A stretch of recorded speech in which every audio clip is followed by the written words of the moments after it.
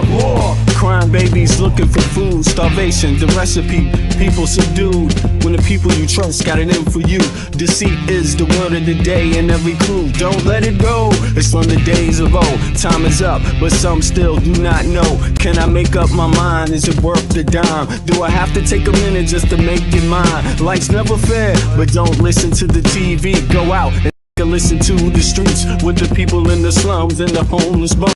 With degrees and degrees sitting under a tree. It's not easy in the world for the poor man, the one that brought you to reality. See, they don't want you to know about the black sheep. Leaving 7 roads to the 12 families all around the globe with an ancient code. Is it really asking a lot to say a death old? Cause we sitting on the earth looking back at extinct, and I'm standing on some ground that's about to sink. I ain't scared for a minute, I ain't about to blink, but I documented for the world what I see and think. Feel we on the call and up and we on the break. All Congress gonna do is waste paper and ink. Vote or die, you voted and you'll die. You can have it both ways, can't say it's a lie. You can march all you want, but they playing you wrong. They only understand war, it's the same old song. They want war, all they really want is a war. Diversionary tactic to make the big score. The diamonds in the morning, you know they want more, but they wanna keep you low, so they manifest the war.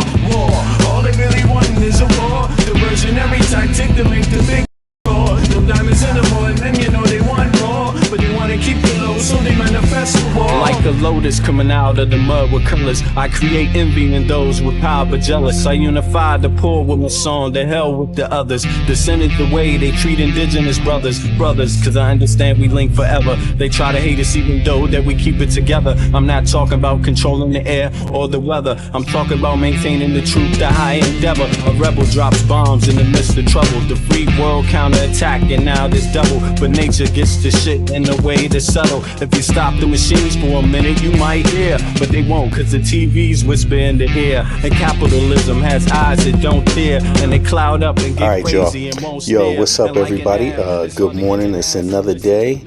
Good evening. It's another day. I don't know what time it is, but here it's like close to 10 in the morning in the EU time. But in the US, that must be East Coast. That's like 1 a.m., right? Something like that. Hold on, no. 2 a.m., right? Something like that on the East Coast, and a little earlier in the Midwest and on the West Coast. And yeah, but in some other places of the world, I don't even know what time it is in Japan right now. But I wish everybody a good start to their day. And I hope everybody's had a decent day, you know, especially in these times, because things are very different than they were, you know, 1 year ago, 6 months ago. Life is definitely, the things that people have to think about, especially in the U.S., are very different. But don't underestimate it. I mean, I hope Americans know, inside of the U.S., know that the rest of the world has been affected by what's going on in the U.S.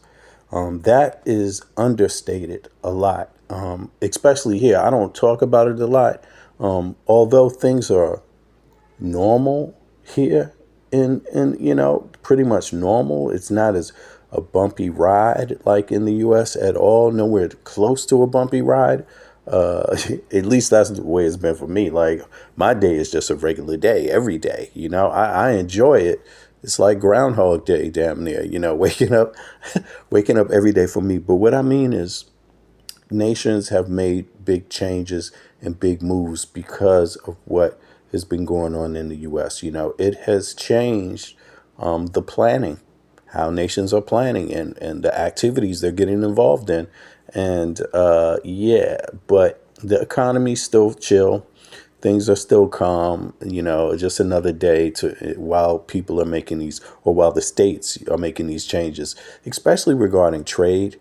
You could say trade is not something we always feel. Sometimes you feel a little inflation here and there, but it's not out of control like in the part of the EU that I'm in Denmark. It's not out of control yet. It's been spiking since Trump is coming into office, but it's not doing this, you know, crazy spiking like in the US. It's just moderate, just small bits here and there, you know, but then again, at the same time, it depends on how much you get paid, what industry you work in, and things like that, how much you feel it.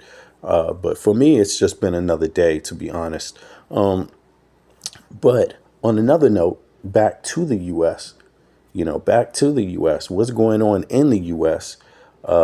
Is quite strange, and you have different. Let me see here. You got different situations going on. You got the Chicago situation happening where Trump is trying to arrest the mayor and the governor, and he's sending military troops. And I think that might be a good place to start because it's a good way to open up the conversation about the hypocrisy behind this. But then we got Comey, who's been indicted, yesterday. So he went into his first day. And yeah, you have that. And then you got Fox Media that is just, and the Republicans that are just all over the place with their messaging. I mean, it's almost like they don't know what to do, where the problem started, what's going on. It's like just really ridiculous. But Comey, he went into court yesterday as he got his official indictment. And, I don't really want to start there, but it's embarrassing because they're not really going to, it doesn't look like they have a case against Comey. But matter of fact, let's start at Comey and then we're going to go to Chicago. I got some interesting facts about Chicago and Texas, and it's really embarrassing too. But let's just start off with Chicago real quick, and then we can get into the rest of this. Let's see here. Now, folks, this has been distributed online. This was covered by the Midas Touch just yesterday, but this is Chris Murphy, right? And they have this picture, right? They have this picture circulating now of this is so funny of welcome to the trolls. Also, you're also welcome. Trolls have spirits, I guess, if they're real people, but or posers, but yeah, this is an ICE agent on the road, neighborhood watch organization that patrols the streets every day in this town. I think the town's called Berwyn, right? They were actually next to them, and ICE people pulled out a gun and pointed it at them. So that's one thing popping off in Chicago, right? And then the next thing popping off in Chicago is this. Look, they try to, I guess Trump threatens to lock up the mayor, which is, I don't know when the last time you heard that happening. I mean, have you ever heard that happen in the U.S. before?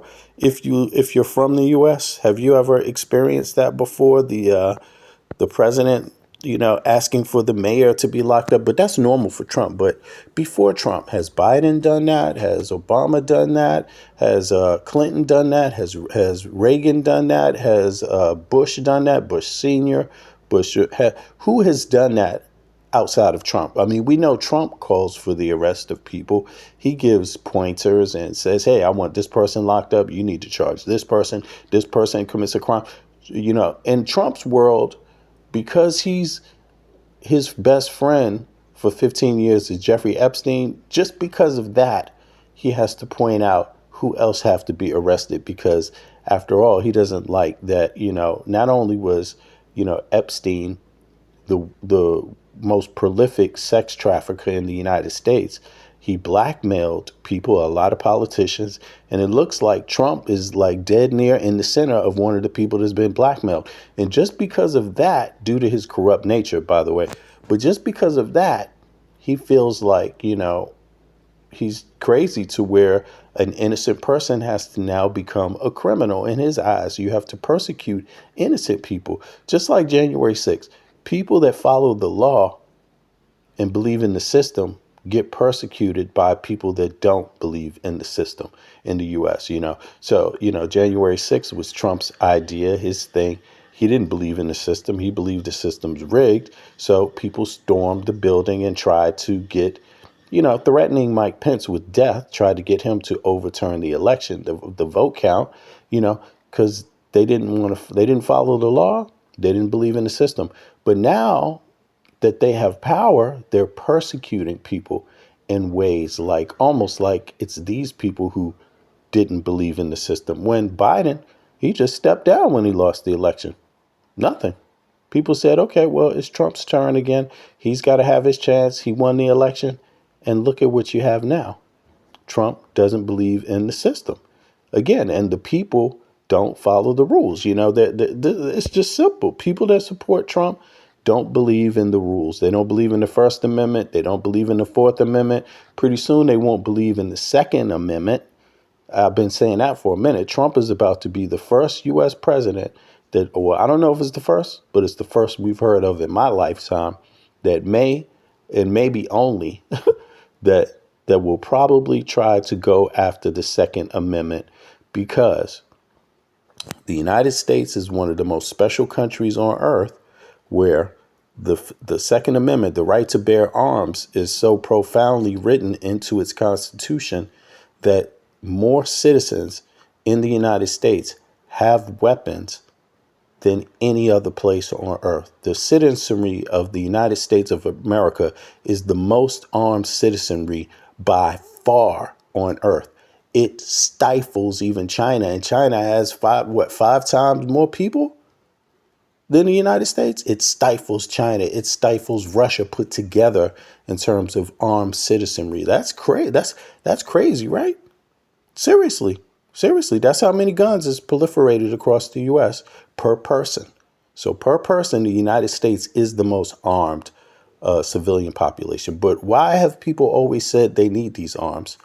To protect themselves against tyranny, foreign and abroad.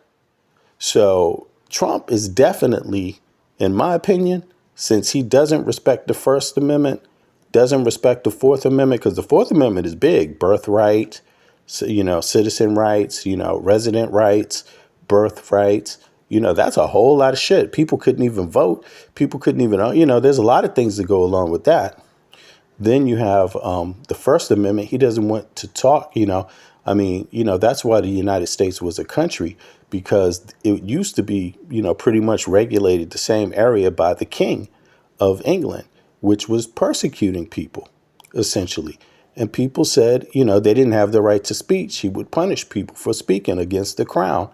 And so, hence, the War of Independence, hence, the Constitution and the amendments, First Amendment, Second Amendment. But in any case, so protect your guns, hold on to your guns calmly. If you're a person that lives in a blue state or a state where you feel like you're being under, attack by this regime, just calmly go register yourself, register to have the right to, carry a weapon, whatever the law is in that particular states, because all the states have different laws.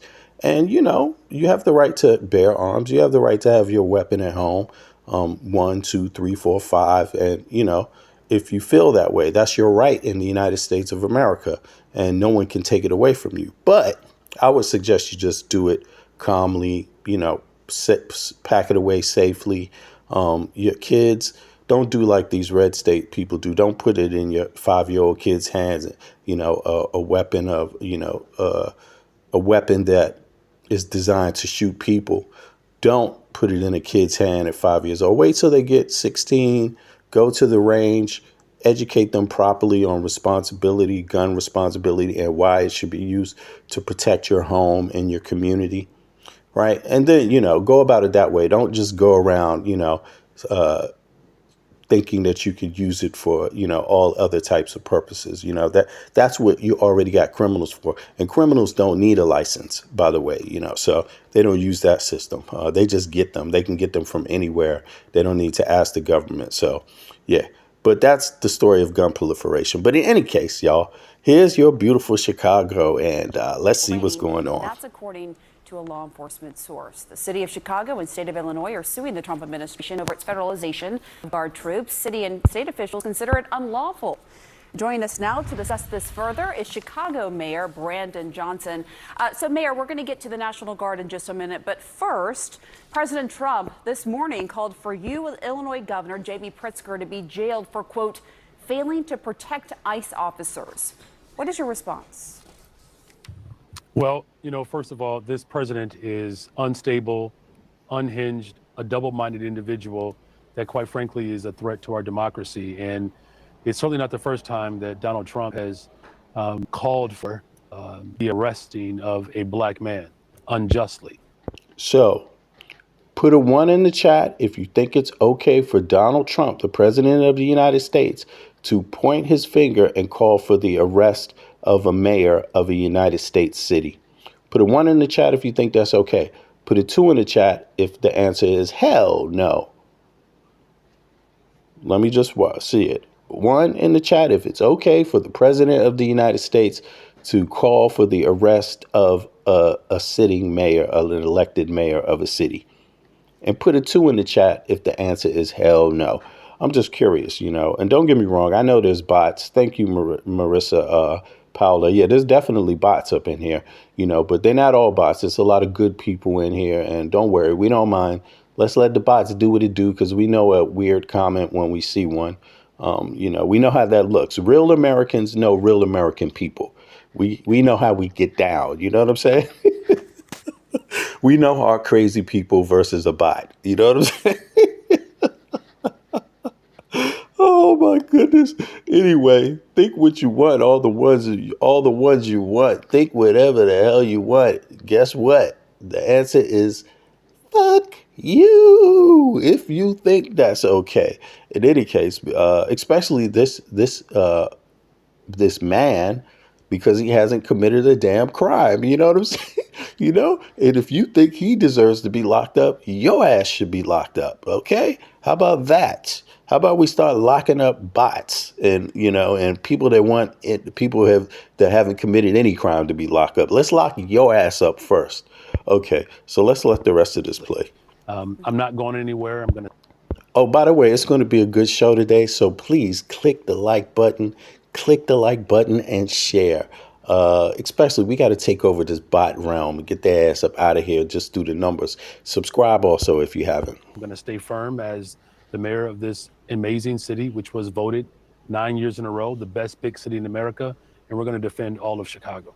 Yeah, and to be clear, he's also calling for the governor, J.B. Pritzker, to be jailed as well.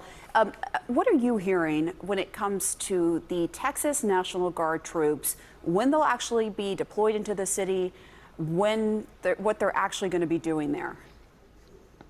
Well, there's been no communications with my administration and the federal government. What we do know is that this president is working outside the bounds of the Constitution, and that there are National Guard from the state of Texas that are being quote unquote trained just outside of the city of Chicago. And keep in mind, these individuals do not have policing powers. They do not have arresting powers. So the judge right now in Illinois is looking at what exactly is the mission of the National Guard from the state of Texas. We know this is illegal, unconstitutional. That's already been proven in the courts in Oregon, and we fully expect the same ruling to take place here in the state of Illinois. And the White House says that they're doing what they're allowed to do under Title X, the law. They say that these operations are designed to protect federal facilities and officers. And there have been some protesters around Chicago that have blocked access to the ICE facility in Broadview. Does that prove that this mobilization is needed? No. In fact, this president is working to look, from the very beginning, we always knew that sending in the federal agents was a pretext to the National Guard. His ultimate goal is to send the military. There's this fixation with the right wing, with MAGA people, about invading other spaces where they don't come from, where they don't live. That's always been their thing. So now that they have control over the government, they want to use the actual government, to invade just regular, normal communities. Now, this isn't a left thing. The left doesn't, go and say, hey, let's just go to some far off town away from us where we don't like their politics. Let's all just march there down the street saying, we won't be replaced. The left doesn't do this, but this is a fixation of the right. And I'm going to tell you, it makes no sense, because they come from places that need more help themselves. Like the place where MAGA people come from, they need more help. They need all the help they can get. And in fact, they're getting more help. They're getting more help than they give, and they need more help. It's just that simple with everything: unemployment, safety, murders, drug addiction, all types of things, employment. You know what I mean? Like, really. But the look, I got some data for you guys. The governor of Texas, got the nerve to want to send his National Guard to Chicago. When you look at the data, you're going to laugh. This into is American crazy. cities, Watch. which there aren't people who are signing up to serve and protect our democracy abroad to be then unleashed on the cities that are actually raising them. What we have seen is a full escalation from these federal agents. And a man was shot and killed. Another person was shot by federal agents just this past weekend. They unleashed tear gas on my local police department. Over 24 police officers were subject to this type of violent escalation. The people in Chicago are very clear about our fundamental right to protest. That is a fundamental right for our democracy, and that's what we're going to continue to protect. Right. And on the woman that was shot, DHS has said they did that for defensive reasons. She was car ramming, but there are certainly questions surrounding that still. But when it comes to what I had mentioned, for example, protesters blocking access to federal buildings, what is your message to those protesters? I mean, do you support them blocking access? What I've always said is that we have to peacefully assemble, and we do that nonviolently. That is how we have transformed this country. The city of Chicago is known for its ability to stand up and to resist peacefully. So of course, we're not condoning any acts of violence, but that also includes that the federal government cannot unleash tear gas and shoot pepper balls at journalists for just showing up to do their job and to cover the news. This president has intentionally worked to escalate violence in the city of Chicago and cities across America. We're just simply defending our fundamental right to our democracy. This president has made it very clear he doesn't support this Constitution. And if Congress, which our framers designed for Congress and the Supreme Court and the courts to provide checks and balance, if Congress will not hold this president accountable. Yes. Now, check this out. This is the ridiculous part about it, because, again, you're talking about Texas sending their National Guard, right, to Chicago, whole nother part of the country. One's in the north, Texas is in the south, right? You have to travel the distance of the country, essentially, from south to north to get there, right? You got to go through a lot of states. It's the Midwest still, but, you could go up the highway. Great. But you still have to do that. Now, the reality of it is that the governor of Texas is not doing that well politically himself. He's also, the state actually gets more in federal dollars than they generate. That's not like Chicago. Chicago's actually a state that generates more than Illinois is a state that generates more than what it gets in federal tax dollars, right? So the absurdity is there. But just for some background, let's see what Texas there is evidence about. that Governor Greg Abbott, Texas, has declined or vetoed certain federal-funded food assistance programs, and that Texas, under his governorship, has not fully embraced or funded some storm emergency warning systems. But the situation is somewhat complex. Below is a breakdown of what is known and what is debated. Food assistance nutrition programs. Summer EBT, Summer Food Assistance Veto in June 20. Now, they get more currently in federal dollars than they generate. But if you look at it here, not only does this fool sign this thing that's going to cost everyone in his state double, something like what? It could be 20 to 60% on average for healthcare. The healthcare prices are going to go up. But not only that, he's actually refused help federal dollars. Federal dollars you don't even have to pay back. It's just there to balance out food nutrition across the country, right?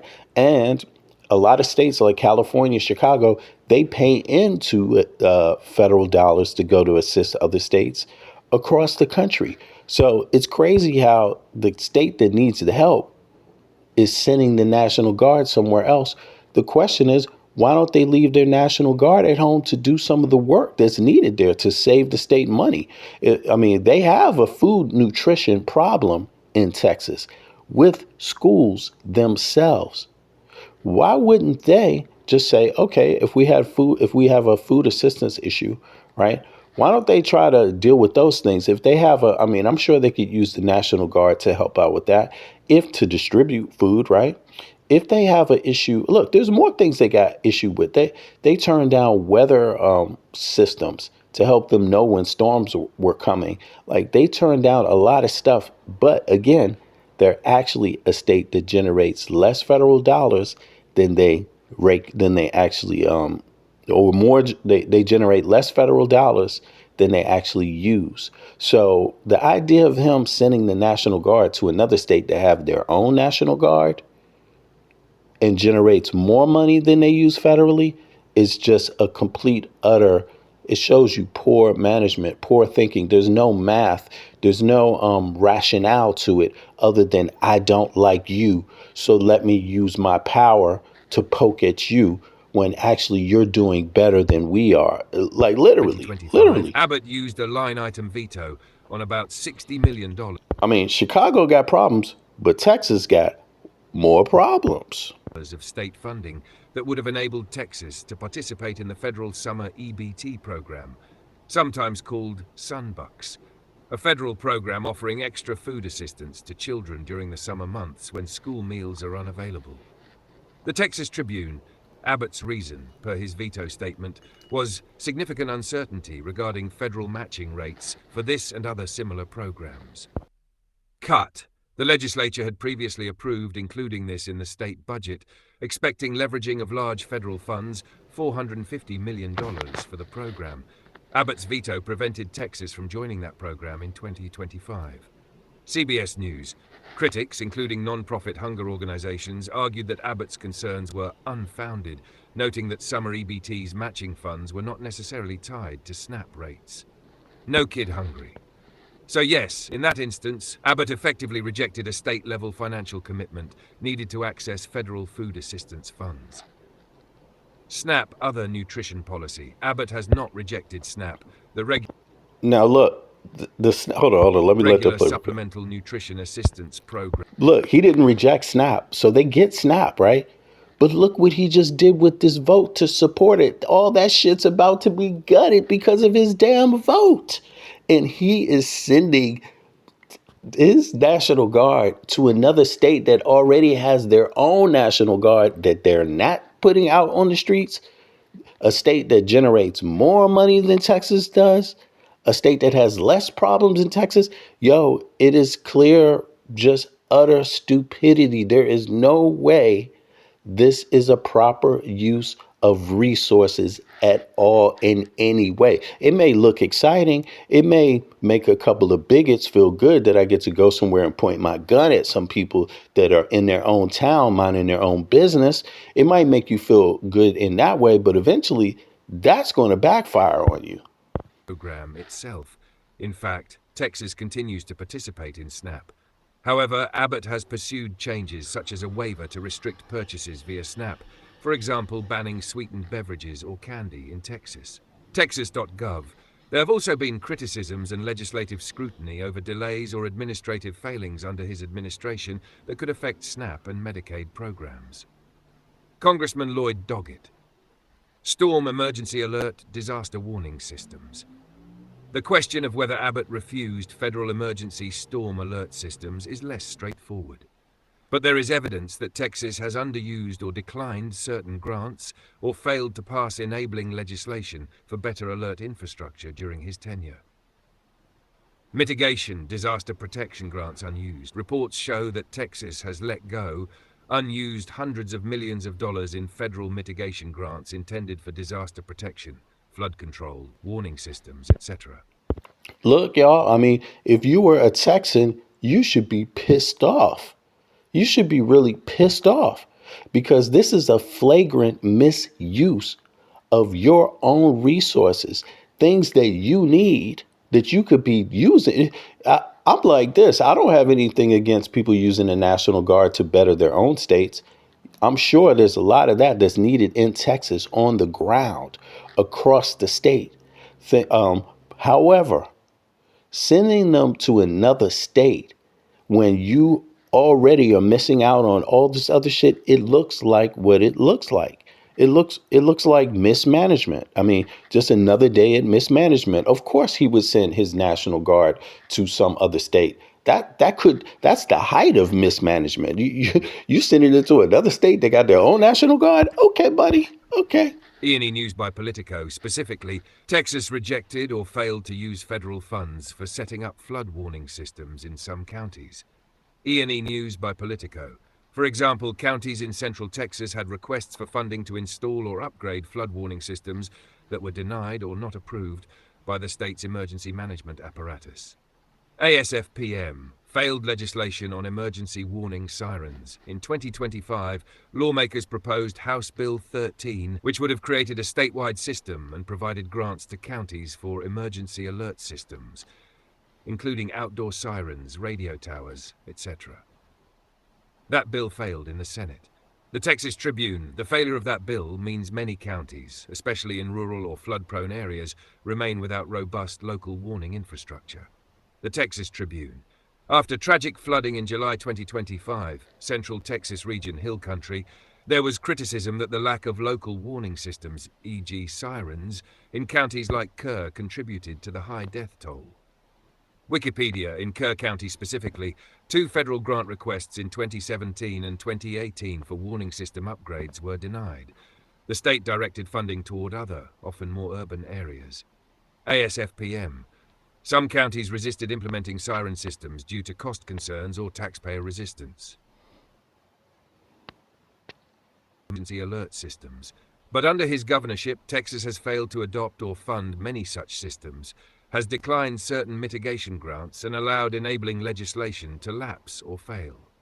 The lack of fully funded infrastructure, siren systems, local alert... This is just mismanagement. It's not even money, Mountain. This is just to illustrate the mismanagement. There can be nothing more truer than to say the governor from Texas sending their National Guard to Illinois, a place that generates more money and gives more federal dollars to other states than Texas is a state that gets money from other states' federal dollars. You know, they're a taker state. That's what they're defined as, a taker state. That means they generate less federal dollars than they use. So states like Illinois and California, they actually produce more federal dollars than they use, and that extra money goes to places like Texas, like straight up. It's not a lie.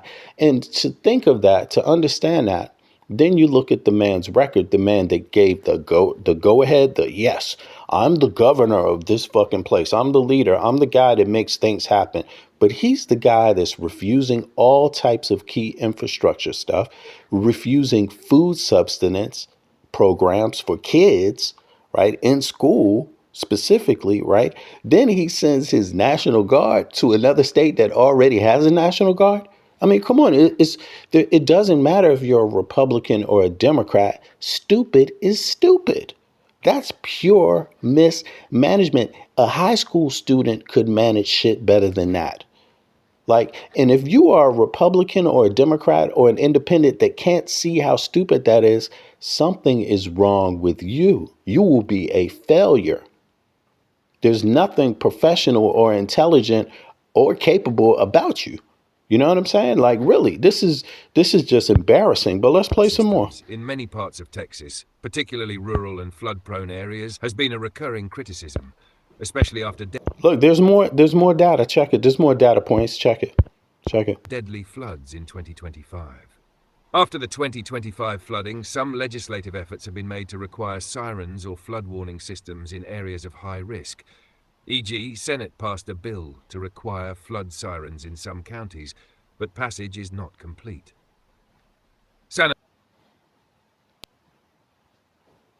That's an excellent question, and one that's often misunderstood. Let's break it down carefully.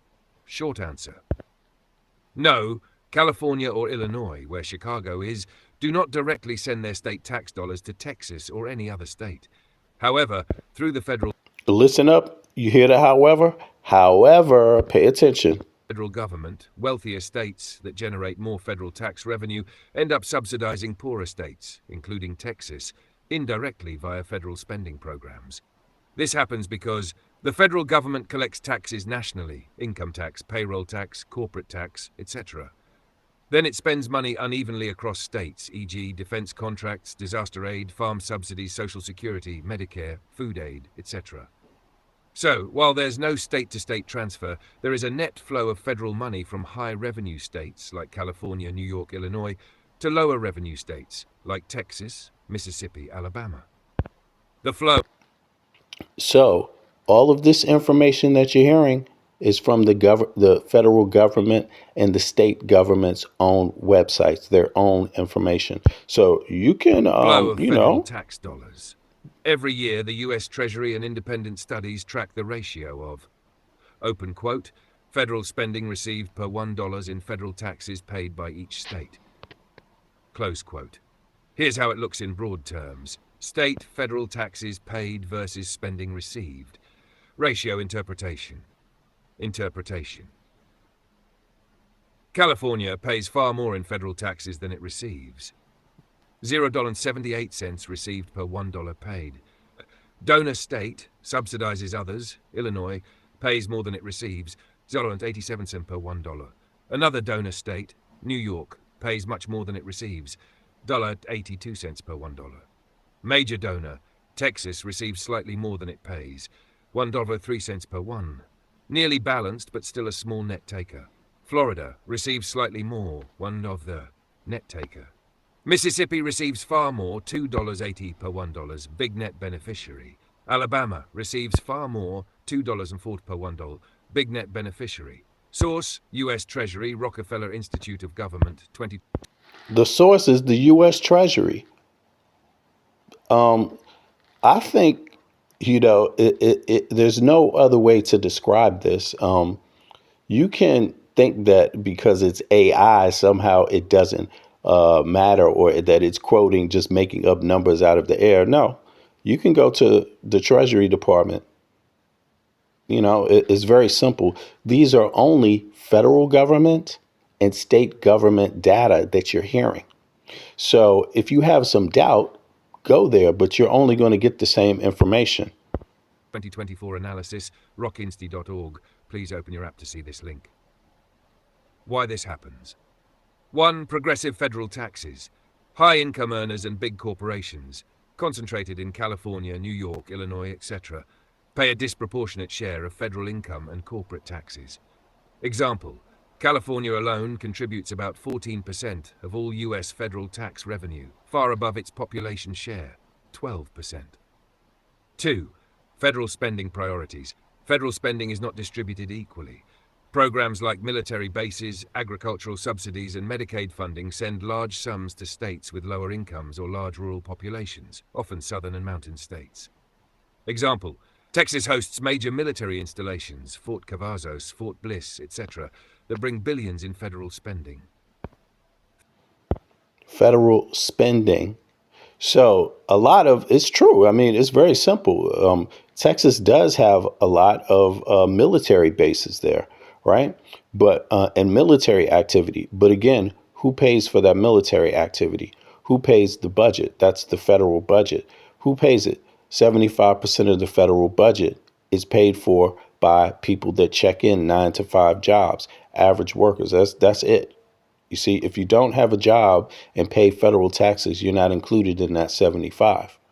Then there's corporations that pay the rest, right? And where do those corporations come from? You see, so in any case, everything, if you live in a town where a base is established and the base is paid for by federal dollars, then that base is damn near subsidizing a lot of other industry in the town, because the people that work at the base have to eat food. They have to live there. They have to go home. They have to go to school, right? It's not all done on the base. They might go out to nightlife. They may want to shop and buy some things that the base doesn't have. They may want to go buy clothes for their kids. They may, you're not getting all that inside of a base. It's not even necessary. Maybe overseas you might get something like similar to that, but inside of the United States, it's ridiculous, But in any case, keep in mind, we're talking about the dynamic of Texas sending their National Guard to a state that already has a National Guard,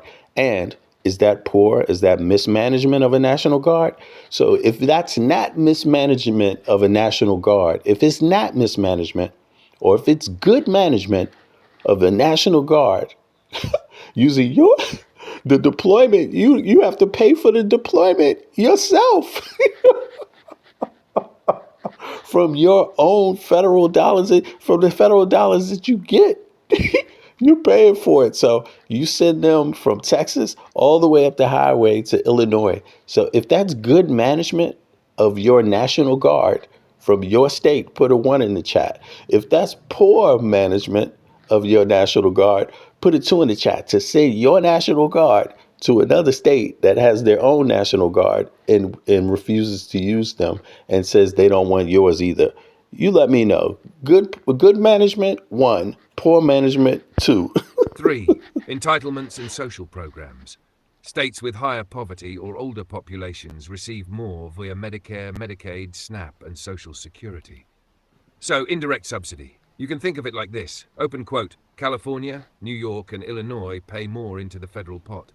Texas, Florida, and many southern states take out more from that same pot. Close quote.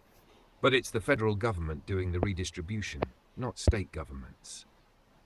Example in simple terms. California residents and businesses pay billions in federal income and corporate taxes. The federal government uses some of that money to fund military bases in Texas, farm aid in the Midwest, disaster relief after Texas floods. All right, let's go to the next one. Hold on here. So this is what's going on. So you see this popping off.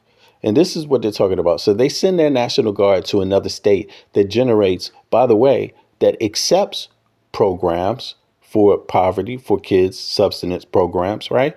Chicago accepts these things that Texas refused, even though Chicago generates more money, federal dollars, than it uses. Texas generates less federal dollars than it uses, and it refuses federal federal dollars for food subsistence programs for its schools, right? Then it doesn't even use the money. You know, there's loads of corruption. How are you going to get money for things like warning systems and you didn't even use it? What's up with that? That sounds shady as hell, but it doesn't matter. Texas is in a much worse shape. They're about to get hit with this big, beautiful bill that's going to make everybody's health care go up 20 to 60%. And this guy is sending his National Guard somewhere else to a state that has their own National Guard and generates more federal tax dollars. I'm sorry. There's no way you can cut this cookie. That's mismanagement. That's just the silliest thing on earth. That's according to a law enforcement source. The city of Chicago and state of Illinois are suing the Trump administration over its federalization of Guard troops. City and state officials consider it unlawful. Joining us now to discuss this further is Chicago Mayor Brandon Johnson. So, Mayor, we're the city of Chicago, and keep in mind, these individuals do not have policing powers. They do not have arresting powers. So the judge right now in Illinois is looking at what exactly is the mission of the National Guard from the state of Texas. We know this is illegal, unconstitutional. So they don't have policing powers. They don't have arresting powers. But the governor of Texas sent his National Guard to Illinois, a state that has their own National Guard, to do what? Protect ICE? Is that what it is? That's crazy, because if there's, first of all, any protection, you could easily manage that much better, but just to automatically assume that you need that. And then what they're saying is that if anyone exercises their First Amendment right, then they're deemed as a threat to the nation. That's what's going on. So he wants the National Guard to come in and deem protesters that have a right to protest. Right. If you have troops, if you have a agency, a government agency or any entity that comes into your town and breaks the law, your civil servants, your police, your own National Guard is supposed to stop people from breaking the law. But ICE is not actually following the law openly. So in any case, let's go on here. Constitutional. It's already been proven in the courts in Oregon. And we fully expect the same ruling to take place here in the state of Illinois.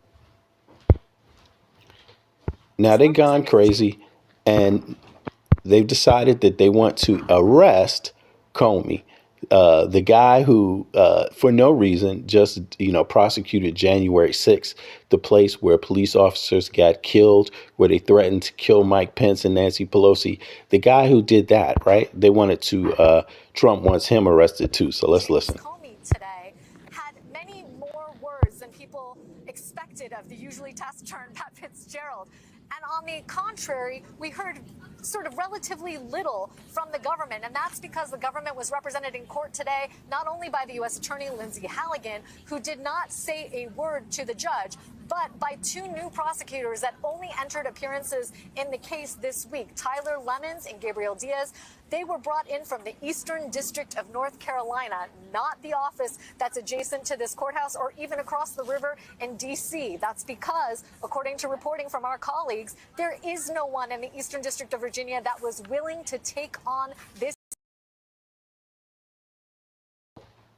Did someone ask, show me where ICE did something wrong? What is this? Let me see this comment. It says, show me where ICE did something wrong. Actually, you don't follow the news, because most of those cases that the ICE was locking people up in D.C., most of the cases got thrown out. Most of them got thrown out. This case, a case that veteran prosecutors in this office recommended never be brought. We have a 2-count indictment charging James Comey with 1 count of misstatements to Congress in connection with some September 2020 congressional testimony before the Senate Judiciary Committee, and another much more nebulous count charging him with obstruction of Congress for additional false misstatements that are not enumerated in the indictment. So one of the discussions today was Pat Fitzgerald really asking the judge to make sure that the government is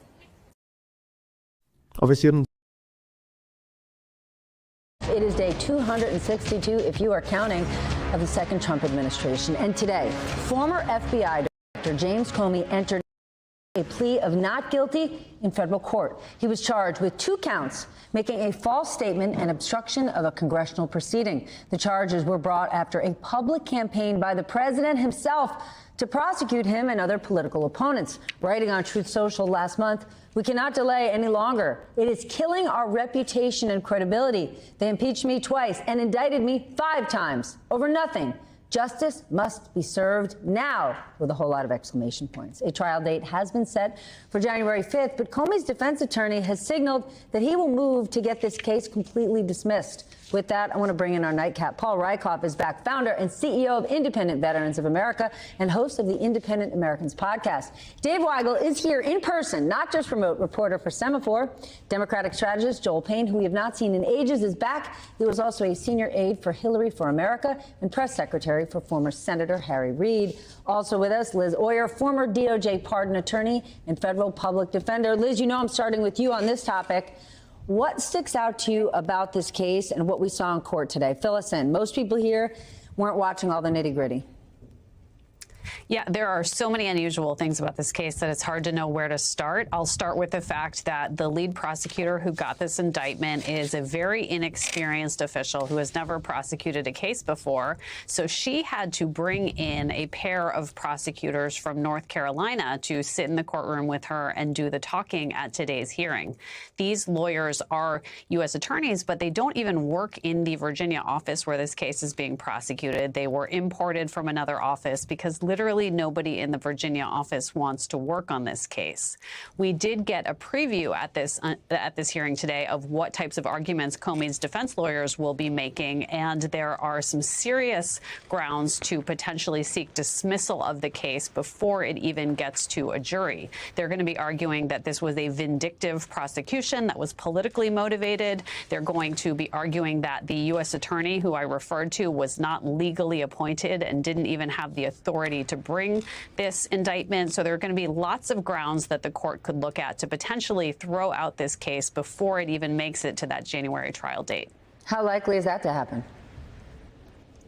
Well, there are really pretty serious legal arguments here that raise real questions about whether this is a viable indictment, and this could prove extremely embarrassing for the Trump administration if they're not able to even get to a jury with this case. The evidence. Now, I can see so many people are invested in this case. So tell me, if you know something about this case, then what is it that Comey said that was a lie? Write it in the chat. supports the charges appears to be very thin based on what we know so far as well. So if they do get to a jury, they're going to have some real difficulty meeting the higher evidentiary standard to prove a case beyond a reasonable doubt that they'll have to face then. This really has the potential to blow up in their faces at multiple different stages. Well, tell us about Patrick Fitzgerald. That is Comey's attorney. He's a well-known prosecutor and a longtime friend of Jim Comey. Yeah, he's a very experienced U.S. attorney, and he signaled in court today that he's very prepared to make some aggressive arguments on behalf of James Comey today. He's a widely respected prosecutor, so the court will undoubtedly listen to the legal arguments that he raises and take them very seriously. I think one of the things that we got out of today's hearing was a sense that there has been no discovery yet turned over by the prosecution. Look, Eleanor, notice how no one can tell you. You see how slow the chat got? All of these comments, all of these pro-Trump comments, but none of them can tell you what it is that Comey actually lied about. You see, they haven't said it. They just stopped because they don't even know. This is crazy. And the defense is going to be seeking some information about the inner workings behind the decision to bring this prosecution. We know from what's been reported that there was a memo written by career prosecutors in the Eastern District of Virginia where the case is being prosecuted, saying that they don't think there's a factual or legal basis to bring these charges. Patrick Fitzgerald will be seeking to get that information and to have it turned over as part of his defense of James Comey. The Justice Department will undoubtedly claim that that information is privileged, and the court will have to sort out whether to turn it over. But Fitzgerald is going to be trying to get a great deal of additional information. So literally nobody in the chat knows what Comey is being charged of. They don't know what the lie is. You know, you might know what it's being charged of. So what's the lie? Just tell me what the lie is. I want to see how many people actually followed this. If you have an opinion, if Comey should go to jail, then tell us what did he do wrong? Where did he lie? And from the government that will really force them to explain what was behind the decision to bring these charges and where some of the discrepancies lie in terms of whether there's actually an evidentiary basis to support them. Joel, the president has accused President Biden of using the Department of Justice to go after his political opponents, i.e. Donald Trump. And now that's exactly what Donald Trump is doing. So in terms of public opinion, is this just going to split right down the middle? Because Republicans did feel like Donald Trump was being politically persecuted. Well, look, Jim. No, actually, the judge, and not only that, they comment. One of the things the defense commented on, but the judge did this himself. They said they've never gotten an indictment that doesn't actually tell you what the lie is. Straight up. That's what the judge said. This is crazy.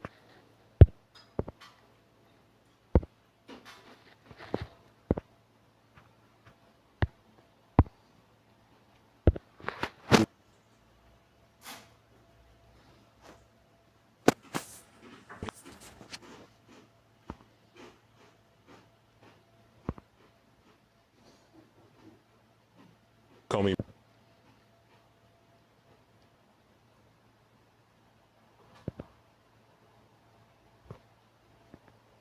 makes for a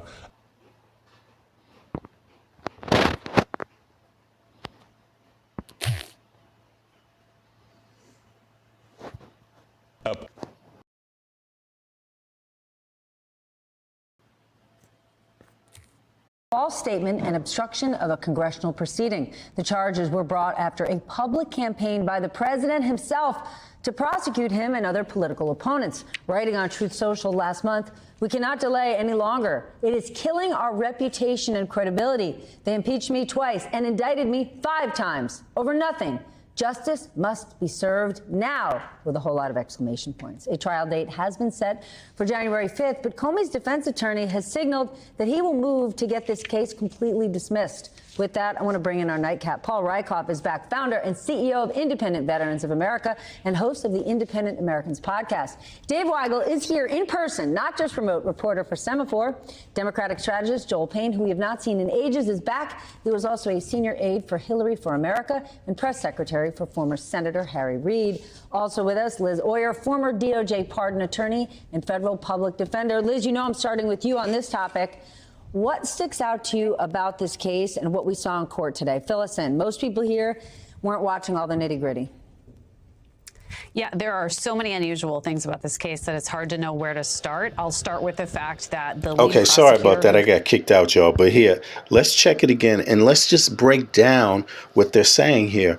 You know, they don't know what the hell is going on. The only reason why this is coming to court is because an inexperienced prosecutor that really has no type of understanding of the law was willing to do this for Trump because Trump called for it, got rid of the old one, picked this new one prosecutor, and no one else in her whole office, in her department, even wants to co-sign it. Like, the lady went to court embarrassed.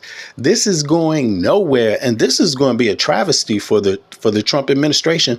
But the key thing about Trump is that he doesn't care about travesties, because travesties are always good for him because they're distractions to all the other bad shit he ain't doing right. You know, this is superficial. This indictment is a very inexperienced official who has never prosecuted a case before. So she had to bring in a pair of prosecutors from North Carolina to sit in the courtroom with her and do the talking at today's hearing. These lawyers are U.S. attorneys, but they don't even work in the Virginia office where this case is being prosecuted. They were imported from another office because literally nobody in the Virginia office wants to work on case. We did get a preview at this. How more embarrassing could that be? Like, listen to this. This is ridiculous. This case is being prosecuted. They were imported from another office because literally nobody in the Virginia office wants to work on this case. We did get a so keep in mind, the best friend of Jeffrey Epstein for 15 years, the guy that is in the Epstein files more than anyone else, likely, the person who has a deposition recorded with a woman that claims he was sexually assaulting her as a minor from 13, I believe, beginning at 13 years old, 14 years old, something like that, had 4 different incidents with him. We're talking about Trump. This person is the one who orders the prosecution of Comey. What the hell Comey do? Comey got any felonies? Comey got any depositions of people saying that he molested them or sexually assaulted them? Comey, has Comey been convicted of not of like owing taxes, defrauding the public? Look, how do you defraud the state that you're from? So let's analyze that. That's not a nice allegation. Trump literally did business in the place, the town where he's from. And what is he known for? Stiffing taxes. And you know what those state taxes go to? It goes to education. It goes to housing it goes to state-run programs, education, things like that improve the community, things that why everyone else pays taxes for. Trump, he doesn't pay those kind of taxes, though. That's the kind of guy he is. He's going to stiff the state. He's going to stiff the taxpayer, and he's going to stiff everyone else who pays taxes, who makes way less money than him. This is what we're talking about. And this is the guy that says, Comey lied on me. That's what this is all about. Do you know how much money just this whole hearing costs the taxpayer? The federal taxpayer. And keep in mind, we just got finished talking about Texas is a taker state. They generate less federal tax dollars than they use. And they got time. The same party does this across the country. And they got time to use federal tax dollars on one dude to say, you lied on me. And this is the same dude. Yo, you watched Trump take. It's also Jack Smith Trump don't like either. He's coming after Jack Smith. You watch Trump literally leave with boxes of top secret shit. You heard other people, not even Comey, you heard other people say, yeah, man, Trump started talking about nuclear secrets around the dinner table. You heard shit like this. And this is the guy, the same guy. He's the one. He's the one who's saying, Comey, you lied on me. That's a crime, yo. That's a federal crime. You got to indict him. Here we go. Let's listen some more. We did get a preview at this hearing today of what types of arguments Comey's defense lawyers will be making, and there are some serious grounds to potentially seek dismissal of the case before it even gets I to wonder a what jury. those grounds are. They're going to be arguing that this was a vindictive prosecution that was politically motivated. Vindictive prosecution, politically motivated. That sounds about right. Politically motivated. They're going to be arguing that the U.S. attorney who I referred to was not legally appointed and didn't even have the authority to bring this indictment. So there are going to be lots of grounds that the court could look at to potentially throw out this case before it even makes it to that January trial date. How likely is that to happen? Well, there are really pretty serious legal arguments here that raise real questions about whether this is a viable indictment. And this could prove extremely embarrassing for the Trump administration if they're not able to even get to a jury with this case. The evidence that supports the charges appears to be very thin based on what we know so far as well. So if they do get to a jury, they're going to have some real difficulty meeting the higher evidentiary standard to prove a case beyond a reasonable doubt that they'll have to face. Okay, so listen, tell me, since I see a lot of people in the chat have opinions, tell me, what state do you live in, and what health care program does your state have? Go ahead. Cheesy D, you could start off. Al Citizen, start off. AMS 840, what state do you live in, and what health care program do you have? What is it called in your state? Yeah, let me just, everybody can do that. That way we get to know who are the trolls, because trolls might have souls, but they don't know stuff like their healthcare program that they'll have to face then. This really has the potential to blow up in their faces at multiple different stages. Well, tell us about Patrick Fitzgerald. That is Comey's attorney. He's a well-known prosecutor and a longtime friend of Jim Comey.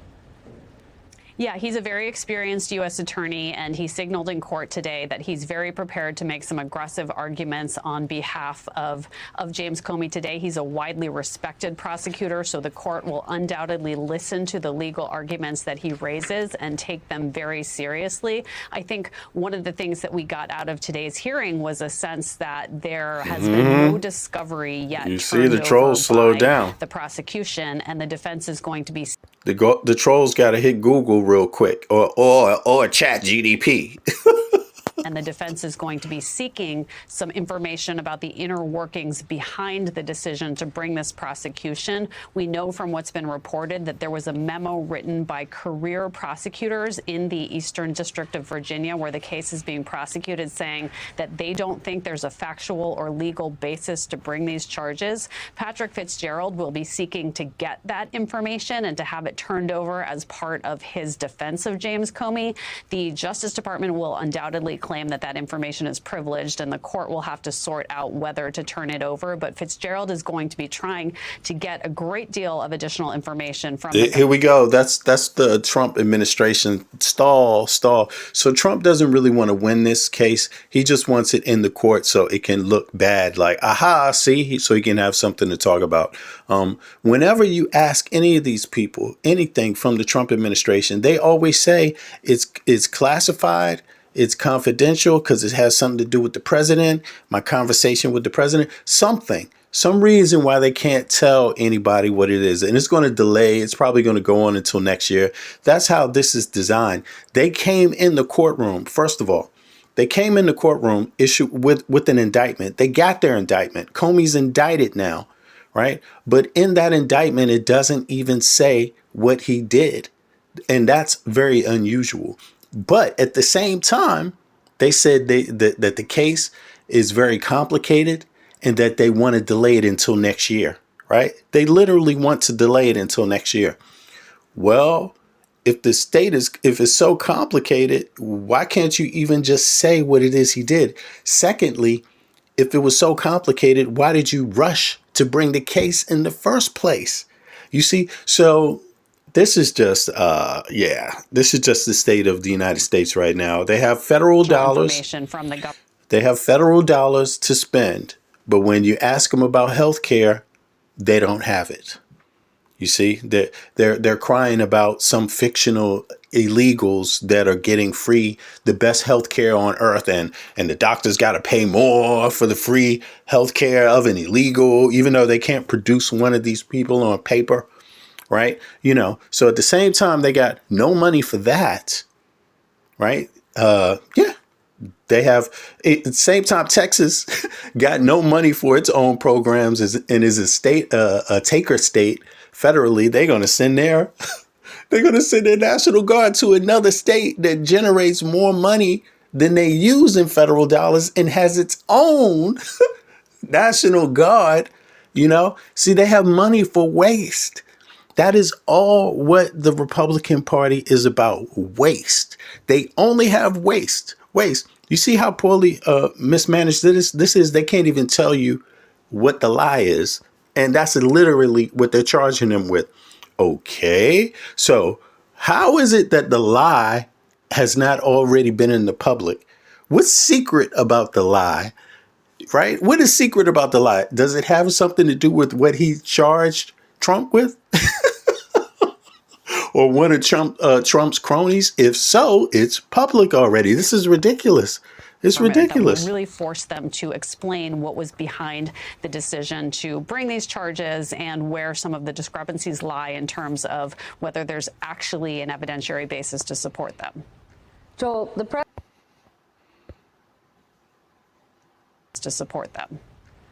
the president has accused President Biden of using the Department of Justice to go after his political opponents, i.e. Donald Trump. And now that's exactly what Donald Trump is doing. So in terms of public opinion, is this just going to split right down the middle? Because Republicans did feel like Donald Trump was being politically persecuted.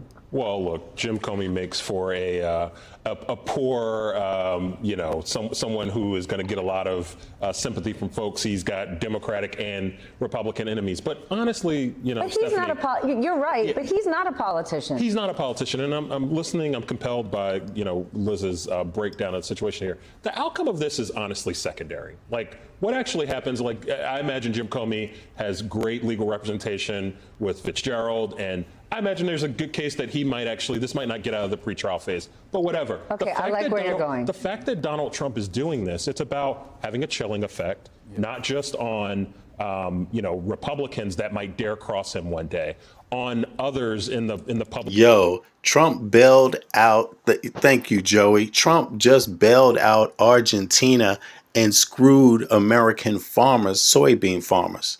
Totally cut American soybean farmers out of the market. Nobody in the U.S. is eating soybeans. You see what I mean? They should start making soybean breakfast for all public schools in the U.S. now, because somebody has to eat all those beans. It was going to China. Trump gives how many billions to Argentina? And then just in the same few hours, all of a sudden, they're buying all of Argentina's soybeans too. And there's so much corruption in that. There's also lithium. There's that Elon Musk shit, the lithium stuff in Argentina. I got some stock in the America Lithium Argentina company. Yeah, so also in the U.S. one, the Canadian or U.S. something, U.S. Lithium Americas. Yeah, it's Americas. Sorry, Lithium Americas and Lithium Americas Argentina. But listen, there's nothing but corruption all in this. At the end of the day, Trump is supposed to be fighting for Americans. All he's busy doing is attacking Americans. That's all he's doing. He's attacking blue states. He's attacking red states. And most of you trolls over the internet, a lot of you trolls are either dumb and haven't figured that out yet. Maybe you're real people, maybe some of you Americans, or you're part of the Russian Chinese bot troll shit that's trying to make the U.S. population go into a civil war, which won't work because we're not stupid. You see, it won't work. Right. But so people just have to learn to adapt to that. There's always going to be Chinese and Russian bots or trolls in the chat trying to split blue states and red states so Trump can have some sort of, get away with stealing money for him and his friends. That's really what this is about. Putin likes Trump in power. She likes Trump in power. And that's why you're going to get all of these, types of acts. Comey's got to get locked up. He's got to, give money to Argentina unexplainably. He can't even explain why he did it. Of course, it's for Elon Musk. And of course, it helps Xi. You see? And that's just what it is. It doesn't help the farmers. It doesn't help the GDP, the United States GDP. It doesn't help farm workers, farm hands that worked on those farms. And now every other taxpayer is going to have to bail those farmers out with your own tax dollars, federal tax dollars. I mean, that's, again, the height of mismanagement. Another doubling down on mismanagement. It's nothing but mismanagement. None of it's going to turn out good. None of it is going to work, and none of it is going to stop blue states. You can hate blue states all you want. It won't make your life better. You can hate liberals all you want. It won't do anything for your life because liberals have it better than you in every other way. They make more money. They have more secure communities. On top of that, they actually believe in community, education, working together, collective bargaining. Blue states. So blue states are way more prepared to get through hard times than red states. So it's ridiculous. This is all nothing but waste. When this is over, liberals will be in charge again, even more than ever. Not because Republicans didn't have a chance to govern, but because they simply don't know how. That's really the facts. Others in the public space who might say a thing that he doesn't like. This is a part of a sophisticated campaign. It's in line with suing media companies. It's in line with suing universities. It is meant to chill dissent. It is meant to stop people from speaking out against this president. You're nodding your head. I think that's exactly right. I mean, he's on strategy. He's been taking about 10 months or so to get the pieces in place at DOJ, at FBI, at the Pentagon, which I'm sure we'll talk about later. But now he's coming after his enemies, and he's starting with Comey. Next could be Dr. Fauci. Next could be General Milley. And he doesn't care if he actually gets a prosecution or not. He wants to send a message. He wants to intimidate, and he wants to stifle dissent also among the grassroots. He wants to tell every American, if I can come after Jim Comey, if I can come after General Milley, I can come after you, too. If anything, what are you hearing from Republicans on the Hill, A?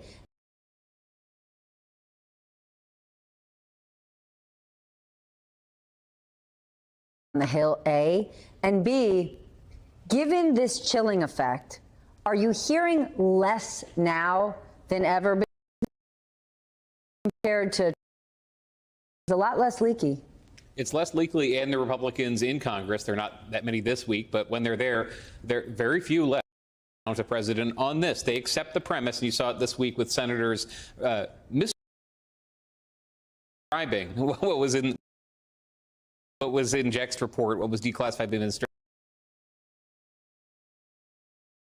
Was a sense that there has been no discovery yet turned over by the prosecution, and the defense is going to be seeking some information about the inner workings behind the decision to bring this prosecution. We know from what's been reported that there was a memo written by career prosecutors in the Eastern District of Virginia, where the case is being prosecuted, saying that they don't think there's a factual or legal basis to bring these charges. Patrick Fitzgerald will be seeking to get that information and to have it turned over as part of.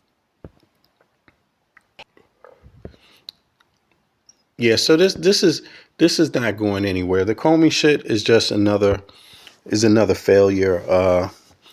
It's nothing. Hold on, let me see. Let me plug in my hard line internet. Sorry about that. I can see it's dragging a little. Sorry about that, y'all. But check it out. Can y'all hear me now? Still.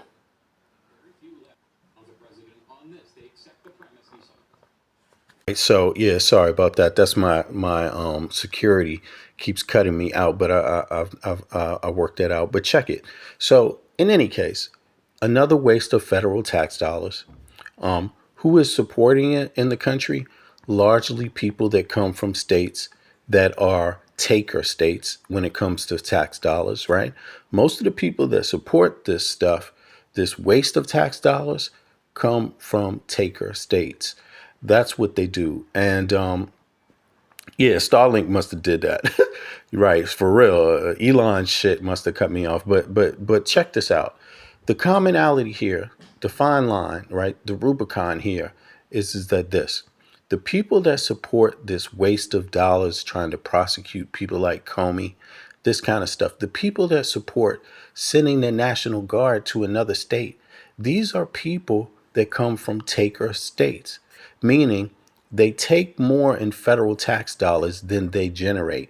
These are states that are poorly mismanaged and engage in governmental mismanagement just as a norm. Why? Because of bigotry. Why? Because of misogyny.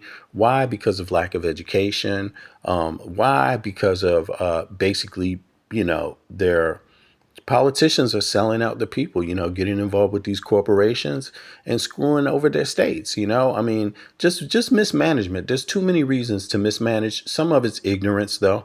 Some of it is pride, thinking that you know better rather than being committed to make sure you know better for sure, that you're willing to learn new things constantly. Make sure that you're up on what the best things are, creating the best possibilities for your people. You can look at a lot of these politicians, man. They're really getting paid. They go to work. These congressional members in some of these red states. Look, really, in these red states, you have poor governors, like straight up. These governors, they're paid for by who? Who are the governors paid for by? You see, congressional members, poor congressional members. These taker states have poor congressional members, like flat out. And the people that support trying to put Comey on trial, which is a waste of federal tax dollars, those are largely people that come from taker states that are mismanaged, states that that use more federal tax dollars than they actually make. That's the Rubicon here. That's the fine line. And that's the same thing across the board. Taker states are the ones that generally are trying to beat up on everybody else, but they're the ones that need to learn from everybody else because they govern very poorly for their own populations. I mean, that's really what it is. So, Comey, he made a statement and he was like, yeah, bring it on, MFO. You could bring it on. He got his daughter in there who was she? Top prosecutor, one of the top prosecutors in the feds, right? Comey's one of the top prosecutors. So they're not scared. They're not scared at all. They're not scared about this shit at all. And, look who they brought to the dance. An idiot who doesn't know what the hell they're doing, and no one wants to back her up because the last person also said, hey, there's no case here, and got fired. Like, Trump doesn't care about making a complete, utter ass out of himself. And the only thing you can do is stop yourself from making an ass out of yourself and supporting him. Because if you support him, you've just made an ass out of yourself. That he doesn't care about you. He doesn't care what you think. None of that. It just is what it is. That's how Trump is, and he's going to stay that way. Now, let me see here. There was one other thing. What is this? Oh, right. This is let me go back here for a second. Could I go through this, Illinois? Chicago? Is that the right information, please? Let me see here. 2 seconds. Right. Now, while all of that is going on, Fox News is losing their goddamn mind, right? They're busy talking about liberals. 2020 U.S. Census. Right? Here we go. They're trying to find every reason why what's going on is not their fault, and every reason why it's some liberals' fault. Now let's see here. Let me get the most funniest one. This doesn't surprise me. Look at this. It should outrage every American. Quite honestly, by now it should be obvious to every American that it's not the Republicans that are a threat to our democracy. It's President Obama. It's President Biden. You hear that? So they don't have anything to go on today to justify what they're doing. And they're still blaming someone else who was president 10 years ago. This is what they're using to try to explain to their own red states why shit is not going well. It's not Trump. it's Obama, it's Biden. That's literally what they're doing right now. That's the brainwash program. Listen. President Biden, it's the radical leftists that have served and support them.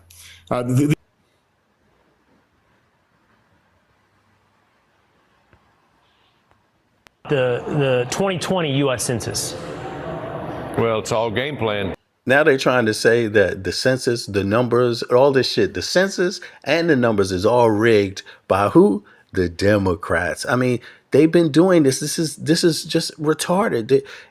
Right when you think it's going to get better, it just gets worse. Right when you think they're going to get smarter, it doesn't. They don't get smarter. They get more ridiculous. Look, this is who their hero is. This is how they're trying to paint this guy, even though he's a complete lunatic. Listen to this. He is a policy savant. I mean, this guy is confident. He battles CNN with grace and with class, and he provides wise counsel to the president of the United States.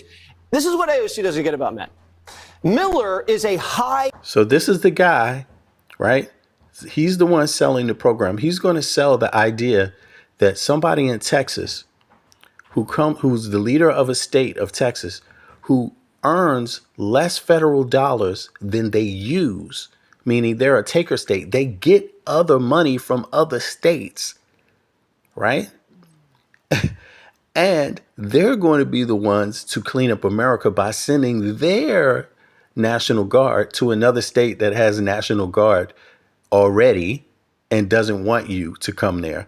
This is the architect of this type of these type of actions, right? This is the face of the welfare states. I mean, you may as well call them welfare states. You know, essentially, that's what's going on here. And they're masking themselves out of this fury and this rage and this hate to mask that they are actually insufficient, that they're actually taker states, that they pretty much need the aid more than anyone else. His same administration is about to gut the health care of people in Texas and other states, yet he's claiming to be cleaning up other states. Let's listen to the mismanagement. Miller is a high value man because he has power and influence, because he has vision, and he's on a mission to save this republic and protect Western civilization. He speaks with confidence and flair, and he's unafraid of anything. Now, AOC may have someone that's taller like Gavin, or someone has more distinguished characteristics like Adam Schiff, the senator, who talks like this, or someone with more wealth like Soros the Younger. But those men are not brave men. Those men did not protect the country when the country needed it. We had tests. Like notice Jesse Waters isn't talking about anything that anybody needs in their life. Nothing about that. He's literally there praising a man who actually is only a part of mismanagement and corruption. Like, they have done nothing. They have literally no plan for kids getting access to more nutritional food, right, in their school, in public schools. They have no plan. They definitely are only talking about health care now because Democrats stood up. If Democrats didn't stand up, Republicans wouldn't be talking about health care. Now they have to explain that they're the ones who really want better health care for everybody. But if nobody said anything, they would be happy with it all being gutted. That's just the truth of it, right? And now, instead of talk to people and give people a clearer understanding of what's going on, like really breaking down the facts, right, just to show how poor the mismanagement is of red states in this country. Like, they have the nerve to be aggressive towards states that are managed better. Like, literally, this is what's going on. And they use that rage, right, and this whole idea to get people, to distract people from the fact that they can't really manage themselves without your help. That's what all of this is about. They need your help, and they don't know how to say it the right way. They don't know how to ask for it the right way. So instead of being humble and ask for help, you have to become their problem. The liberal is the red taker state's problem. The red welfare state's problem. The liberal is Appalachia poverty's problem. You see, they created. Now, listen, this is their champion, Jesse Waters, right? He's seriously sitting there praising a man who is getting paid himself personally from every person that they capture like a slave master. He's not even caring about your food subsistence program in your state or your health care. He's literally just trying to get Stephen Miller is just getting money in his own pocket. Look. We had tests throughout the last couple of years, tests on crime, tests during COVID, and tests with immigration. And all of the men that AOC seems to value, they all failed the test, and they failed it miserably. Men who are high-value men like Stephen Miller take risks. They're brave, they're unafraid, they're confident, and they're on a mission. And okay, so listen, this is where Jesse Waters is. That's why I told you Fox News is all over the place. They talk about what a high-value man is. So, just for the sake of the entertainment, let's all have a big laugh at the right wing, at MAGA, because they talking about what a fucking high-value man is. That's how deep their conversation is. It's not about data. When you have data, they're like, that's not real data. That's not real data. That's no data. No, that's not data. You can't trust the Treasury Department, y'all. But listen, he's going to waste your time talking about what a high value man is, right? That's what he wants to talk about. Listen, this is crazy. I can't even believe. Thank you so much for joining us, by the way. I can't believe I'm listening to this guy here. Listen to this. I mean, this guy is confident. He battles CNN with grace and with class, and he provides wise counsel to the President of the United States. This is what AOC doesn't get about men. Miller is a high-value man because he has power.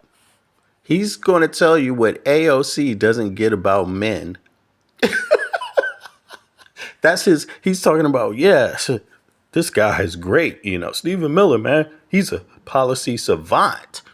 He's a savant. He used that word, policy savant. And then he goes right into talking about why AOC doesn't understand men. That's what the conversation is about. It's not about health care.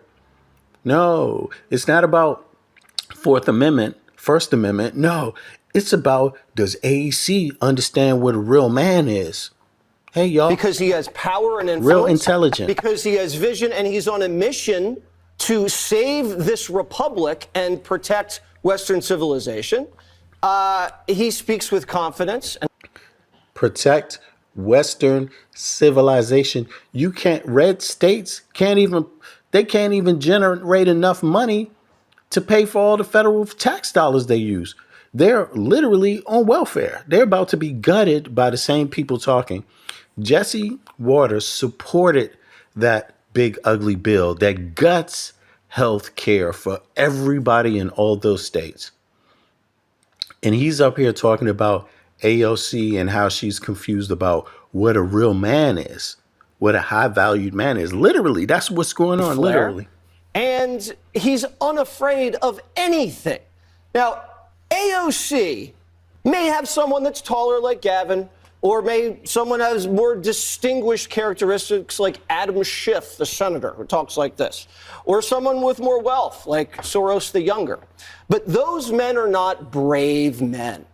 Those men did not protect the country when the country needed it. We had tests throughout the last couple of years, tests on crime, tests during COVID, and tests with immigration. Yo, you have to be really pathetic in your mind to go for this type of media.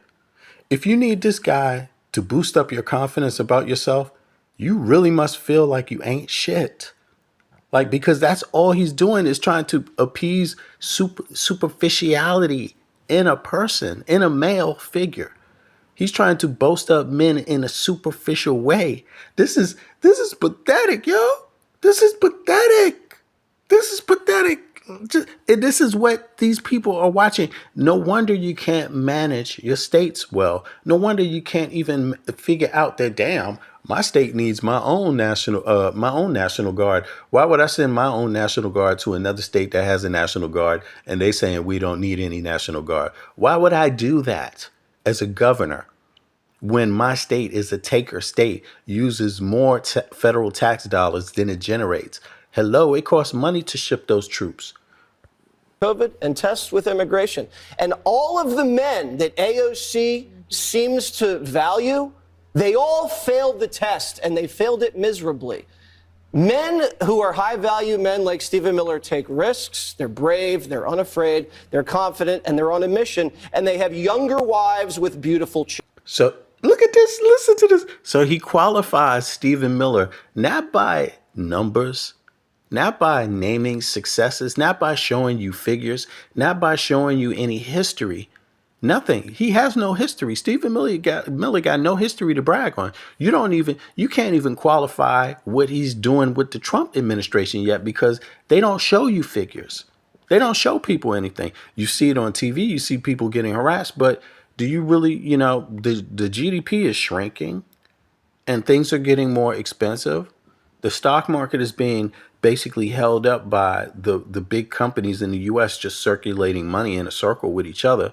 So it's propping it up. But actually, at some point, it's going to have to fall out. When one of them takes a dip, like Elon Musk, because he's got 3 passports, he's a citizen of 3 different countries. Peter Thiel, he's a citizen of 3 different countries. When either one of them want to take a tip, when they use the U.S. government to get whatever they need in another government, and when they take a dip, somebody's going to have to feel the effects of that. Somebody's going to have to, pick up the rear. Like, listen to how dumb this dude is. Listen. Men who are high-value men like Stephen Miller take risks. They're brave, they're unafraid, they're confident, and they're on a mission. And they have younger wives with beautiful children. He said they got wonderful wives with beautiful children. Elon Musk just took Stephen Miller's wife. I mean, what is this dude talking about? Yo, what the hell is he talking about? But in any case, this is just Stephen Miller, y'all. This is the guy he bragged about. Thank you so much for joining us, by the way. You've called the district judge's ruling blocking the deployment of National Guard in Oregon legal insurrection. Does the administration still plan to abide by that ruling? Well, the administration filed an appeal this morning with the Ninth Circuit. I would note the administration won an identical case in the Ninth Circuit. Look, you think Elon Musk won't dip? You think he won't dip to Argentina? You think he won't dip to Argentina? You're out of your mind. First of all, what you need to know is Argentina in America, Argentina has the biggest lithium mine set up right now. Argentina has the biggest lithium mine set up. And there's 2 countries. There's a country competing for it. That's China. You can best bet that. Elon Musk and the United States government, we just sent some money over there, right? But here's the thing. Why is the U.S. government backing up the richest man on earth for his own political financial benefit, but not doing shit for the people of his own, being so stingy that he hasn't figured out that the healthcare system needs to be strengthened, not weakened. You see, but for those of you that don't know, you hear a lot about Argentina. Argentina has the biggest lithium mines in the biggest lithium deposits in the Americas, all of the Americas. So just pay attention. Elon Musk will dip. He got 3 different passports. Why do you have 3 different passports if you don't use them? You see, we know he used the American one, but at some point he's out, man, because here's the thing. He would rather own a country. And the more that he sees that Americans are not going to just let him own everything, the more he's looking for another country to dip to. And he's been looking. I would note the administration won an identical case in the Ninth Circuit just a few months ago with respect to the federalizing of the California National Guard. Under Title 10 of the U.S. Code, the president has plenary authority. You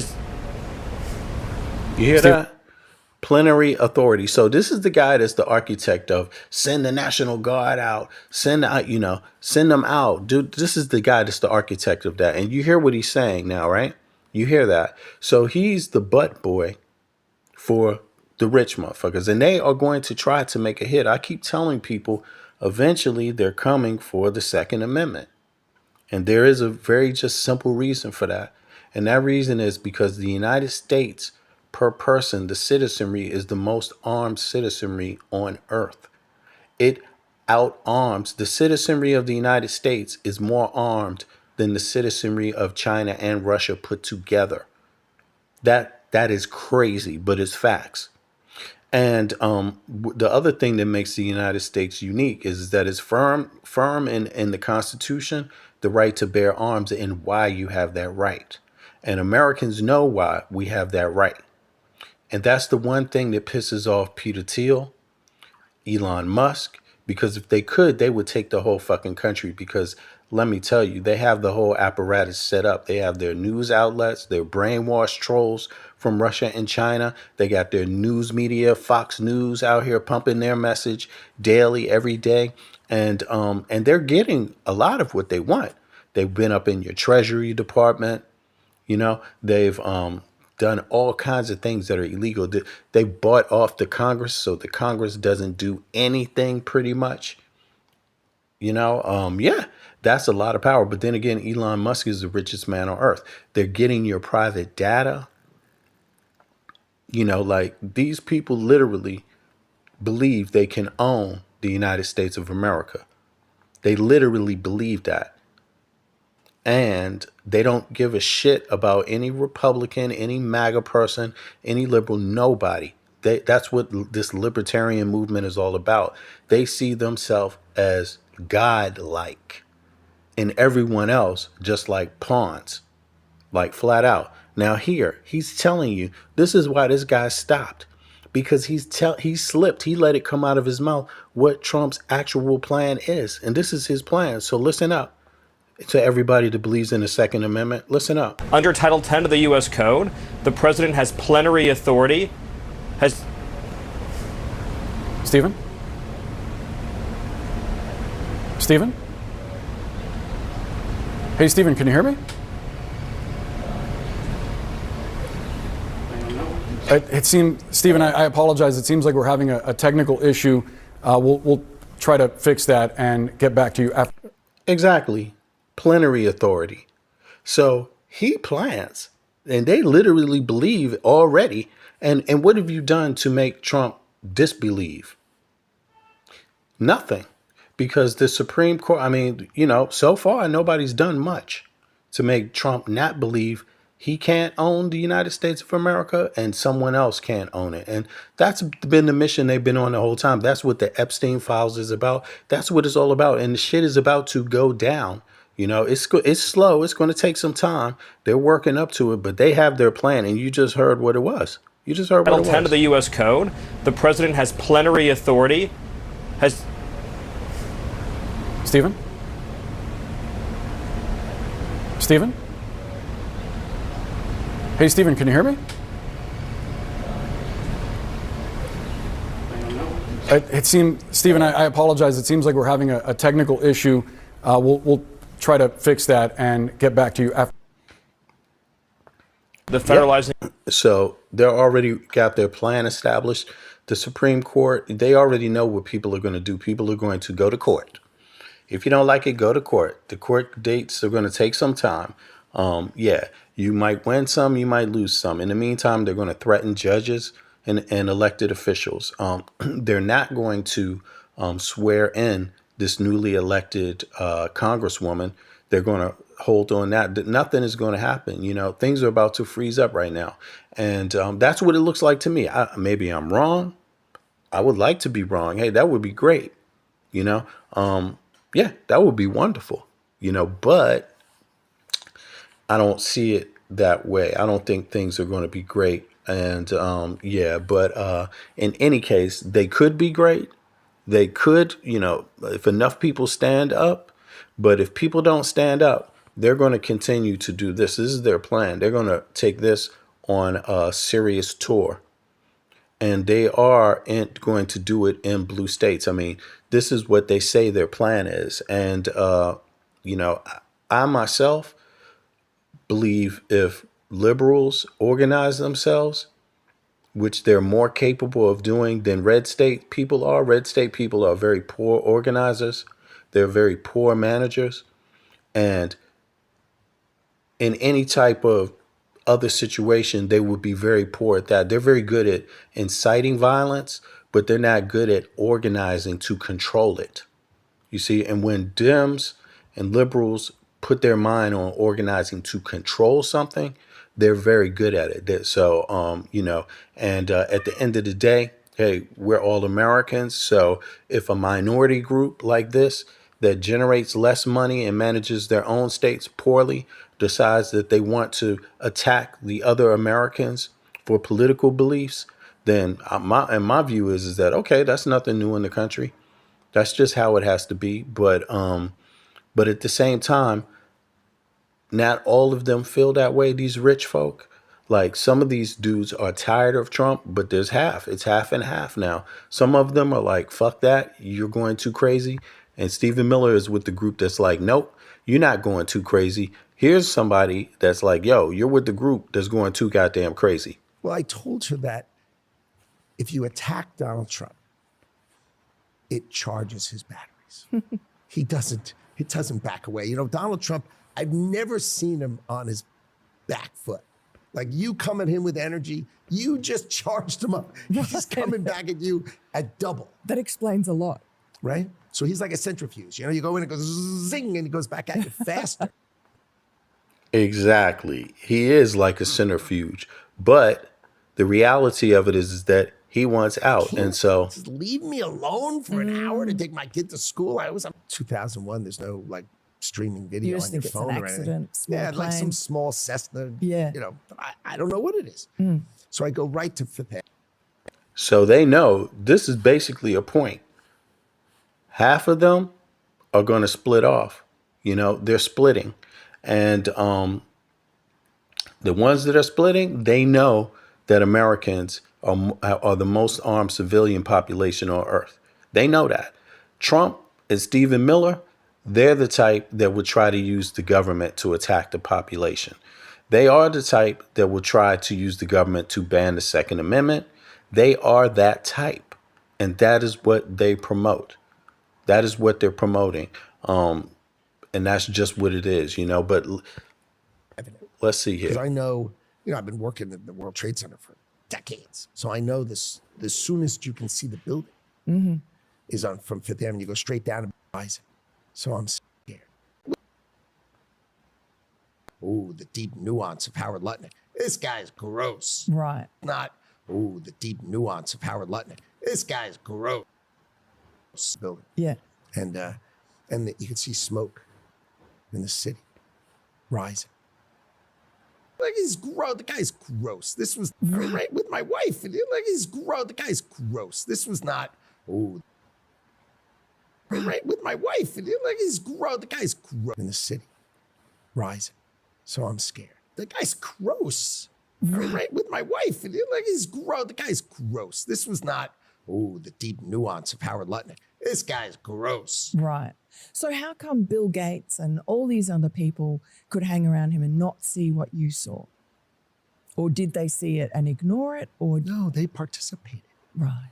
That's what his MO was, you know, get a massage, get a massage. And what happened in that massage room, I assume was on video. This guy was the greatest blackmailer ever. Blackmailed people. That's how he had money. And that's where the split is going to be, with the ones that are like, nope, Trump is busted, and the ones that are like, nope, we already went in too deep to turn around. And you know, it's hard to tell which one is going to be. To me, it looks like they went in too deep to turn around. I hope the Dems hold on the health care, but in reality, it's not just about the health care.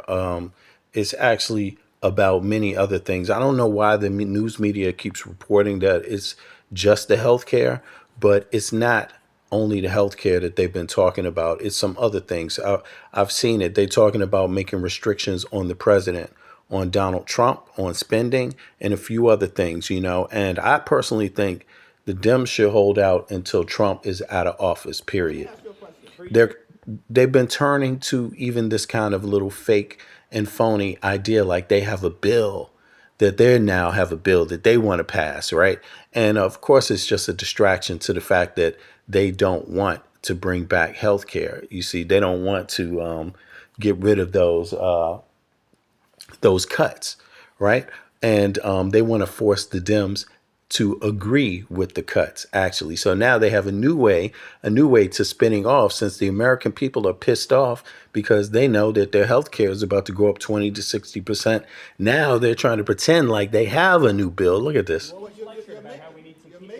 You're making a show of this to make yourself relevant. It's sad. You could easily sign on to You're this. embarrassing yourself You could right sign now. on to this. The only You're embarrassment chasing here is clout. you. You're an You embarrassment. could sign on to the bill. Let me ask you a question. You have 4 Democrats on here. Let me Why ask you a won't you question. sign on Let me ask to you a it? question. It's a Let clean me ask you extension a for 1 question. year. You voted for the one big Clean ugly bill, extension. correct? I voted for a The tax cut largest- bill that gave the the largest largest tax cut- cut the to largest- Americans in history, the including, by largest- the way, the average New Yorker getting a $4,000 tax cut. Are you against that? You're embarrassing Do you want yourself right you want to now. cut the standard deduction in The half? Is that largest what you cut wanted to to do? Medicaid in No, we American voted history. out You waste, voted for that. fraud, and abuse, by the You way. voted Tom DiNapoli, the for a Democratic permanent- controller of New York, Let me ask you a question. pointed out that $1.2 If billion you're were gonna- wasted. Listen, you're not gonna talk. You're not gonna talk to wasted me. You're not gonna talk to me fraud and talk and over non-New me York residents because you don't getting want to paid. hear what I have to say. Oh, I'm listening. So why Go don't you ahead. just keep your mouth shut? Oh, because you is showed that- up. is that the way to you talk? showed up. You showed up. Yeah. And so you voted for this one I big signed ugly on bill. for this. You can extend it A right now. permanent extension of massive tax breaks for your billionaire donors. So 90% of So Americans. they can get a permanent extension. 90% of but Americans working take the class standard Americans deduction. can't? Is that right? 90% of Americans take the standard deduction. Is that right? right? If you had your way, the standard deduction would have been cut in half. That No would have been a one- massive tax increase no on one- Americans all across the country. You're You support here, that? unfortunately. You're to against do lifting the the cap on bidding salt. of your billionaire You're- donors. you're- the That's billionaire unfortunate. donors lifting the That's cap on correct. salt. We put a income cap in place. Why are you here right now? An income Where the cap. re- where Well, the rest didn't of you your want all Republican Republicans to be here? So, MAGA Mike Johnson sent all the Republicans home. But this guy comes up with a bill finally because obviously the American people didn't like the idea that they're paying for MAGA Mike's salary. Every working person in the country pays for Hakeem Jeffrey's salary and MAGA Mike's salary. You would want them to be at work. They're not affected by the shutdown like some other federal workers are, like we've been saying. Even Trump, he's not affected by the shutdown. He gets his salary. Who else gets his salary? The White House press secretary gets her salary, right? Caroline gets her salary even in the shutdown. Who else? All the congressmen get their salary during the shutdown. All of the senators get their salary in the shutdown. But MAGA Mike Johnson tells them to go home, go out of session, and not discuss any type of resolution, right, where they could get rid of healthcare. They don't want them to discuss it. So he tells them to go home, but they didn't have to go home to not discuss it. But he tells them to go home on your dollar, on your bill. It's actually your bill, right? While other people are on the street, ICE are on the street, the National Guard is on the street. The National Guard is coming from Texas to Illinois. And guess what? Nobody knows if they'll get another paycheck. Because if they don't get enough votes, which they need help from the Democrats to do, of course, they don't get to pay the bills. No one gets paid. You see? And that's the scenario right now. So now they have to explain why they need other Democrats. Trump told them don't negotiate with Democrats. So that's why you have a shutdown. That's why you have a shutdown. Trump doesn't want to negotiate on healthcare. So that's why you got to shut down. But the truth is that now the price has gone up. I saw some things in this recommendation that the Democrats gave, right? And it's more than just the healthcare. It's also some restrictions on Trump spending and a few other things. And if I was them, I would just say no deal until you step down. But of course, I'm not an elected official. It's not my choice. But I mean, I'm sure a lot of Americans feel that way too, because you hear a lot of Americans from blue states saying, nah, forget this. They're not happy that ICE is coming to their town and doing this. See, this is a good argument to keep it shut down. This is a good argument for any liberal to keep the government shut down. Nobody gets paid anything until this is addressed clearly, this abuse of power. And I really think that there's a few other things that connect with this too. So ICE, they don't get paid right now. Of course some of them get better salaries than others, but they don't get this next check. They're one of the groups. The National Guard, they don't get this next check if there's no negotiation between Republicans and Democrats. I have a suspicion that something about this is going to be in this negotiation. I'm pretty sure of it. And I wouldn't blame Democrats if they held back for all of that. You know what I'm saying? Also, there's something in it about tariffs, I heard too.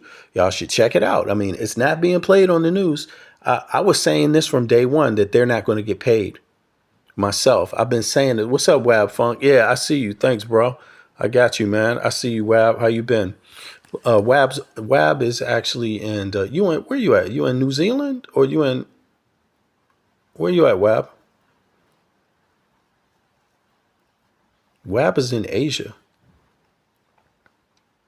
Yeah, Wab is in Asia. Australia. Is it Australia? You in Aussie land, yo. But in any case, they're not getting paid.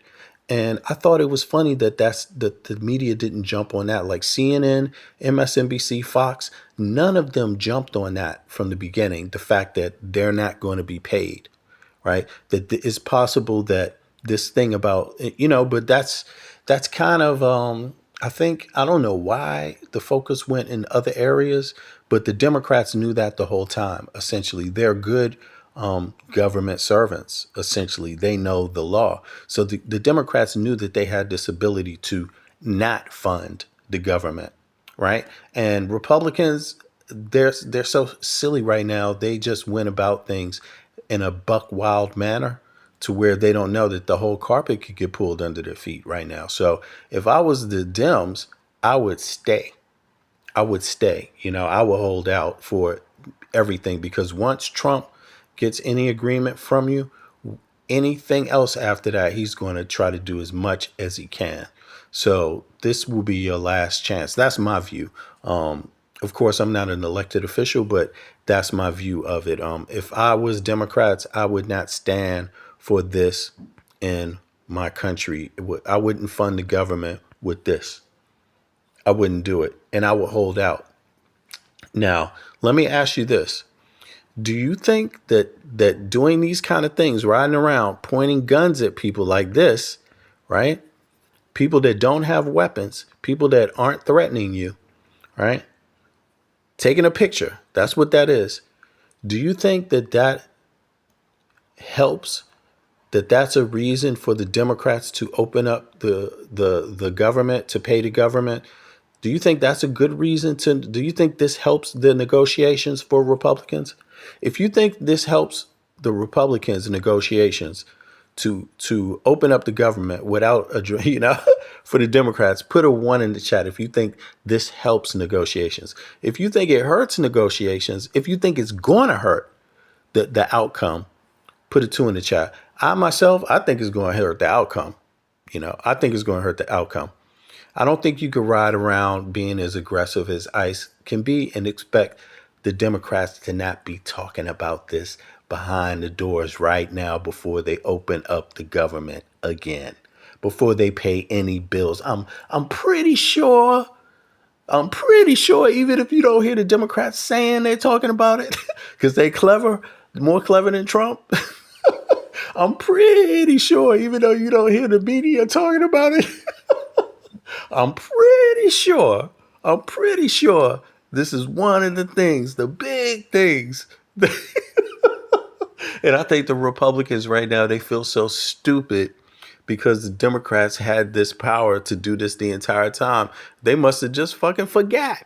I don't know. I think they just forgot, But let me close out on this last thing that was very horrible, that I was really, really sad to see.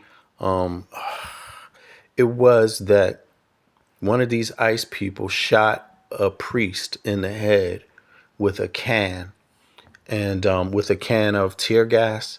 Yeah, a projectile tear gas thing. It was so bad, and I believe this was in Oregon, right? Portland, Oregon. Yeah, this was just really sad, y'all. But I just want to play that and then to be out just to underline this, how bad of an idea it is to send out these kind of people, how this does not work for any country on earth. You could try to justify it, but in reality, it's not going to help you get anywhere that you want to get. This is a bad look for an argument that ICE should be going into states like this, the way that they're doing it. And yeah, so here we go.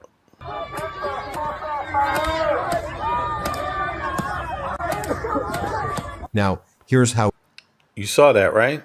You saw that? And Midas Touch reported on this the other day, just 24 hours ago. Here it is again, look. You see?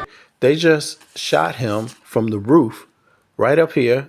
They just shot down from that roof.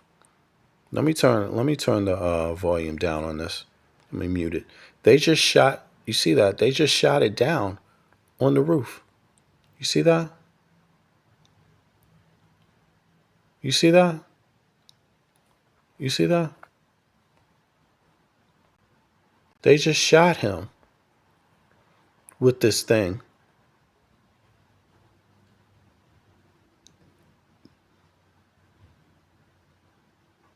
You see? You know, that's not an accident. That's not an accident. Do I think, Wab said, do I think the Chicago, no, man, they got their own National Guard. Chicago, that's what we was just talking about, Wab. Look, check this out, Wab. Before I go out, let me explain it because you came late. It's good to see you, by the way. Check this out. A state, Illinois as a state, they generate more federal tax dollars than they use. The rest of that excess tax dollars, it goes out into a nationwide budget where it gets redistributed to states that earn less than they use, that generate less federal taxes than they use. That excess from one state goes to states that are called taker states, and they take more federal dollars than they generate. Now, the Texas governor is the one that sent his National Guard to Chicago. So that's a taker state, a state that generates less federal dollars, right, than they use, sends their National Guard, which is their resource, to another state that generates more federal dollars than they actually use and has their own National Guard themselves. So there's two National Guards in Chicago right now, the one from Illinois and the one from Texas. The state that generates less federal tax dollars is loaning. Is sending out. It's not even loaning because the governor of Illinois said we don't want you, right? The mayor of Chicago said we don't want you. We got our own National Guard, and yet the taker state governor, Abbott, he sent his National Guard all the way across the country from the far south to the far north, right? And that costs money. You see, so it's just mismanagement. It's ridiculous. What can his National Guard do that the Illinois National Guard can't do better? You see what I mean? It's coming from a state that obviously is doing better. Illinois is doing better than Texas is doing. You see, period, right? So what could Texas teach Illinois? I even believe Texas got just even more crime. Texas may have more crime than damn Illinois in terms of violent crime. Well, I'm not sure about that. Don't quote me, but I'm going to look that up next because that's my whole thing, to just do the data. I have my own feelings. Of course, I'm a liberal. That means I worry about my damn self. I don't worry about what someone else is doing if they're not hurting me, right? I don't believe I control a woman's body. I don't care what your color or your race is or your gender. I think we're all equals, this kind of thing. I think people just got to take care of the body that they live in. And that's your sanctuary. That's the place you control, but you don't control anyone else's body, right? But that's my policy. But I don't see on the data level, I mean, that's my views. But I don't see on the data level, on the rational level, forget your views about how someone should live their life. Forget the control over someone else's body and, oh, I don't like how this person dresses, or I don't like the food they eat, or I don't, like I don't like the fact that these two have their relationship that way, or, forget all those things that you don't control about anyone else anyway. And just think about the data. You live in a state that generates less federal tax dollars than you use. That's basically a welfare state. And you're sending your National Guard to another state that generates more federal tax dollars than they use, and they're a giver state to other states that already has a National Guard and is telling you they don't want your National Guard. To me, forget what your feelings are. The numbers go against anything you could feel. You see what I'm saying? The facts go against anything else you think. And the real deal is that they think that they're going to find, and here's the more retarded part. Why would you send ICE there? I mean, you sending your National Guard and ICE. Listen, I mean, they're sending border control to Chicago, literally. But that's not a border state. Where are and here's the thing, where you saw this guy, the picture of the person having their let me see this picture, because that canister that was in Portland, but this picture right here, this is outside of Chicago, right? And where you see this is in a heavily Latino part of town right here. This Berwyn area is heavily Latino. I think it's got something like 50,000 population, 50,000 people living in there, in that area. And the majority of them are Latino. So they sent them there based on their ethnicity, right? But you're not going to know anything about the data. So far in Chicago, you saw the other day, they ran up in an apartment. I mean, do I have to play that? Let me see here. I think I got it here. They ran up into an apartment in a neighborhood, and they locked up all the residents just out of the blue. Here we go. They locked up everyone here. This is ridiculous.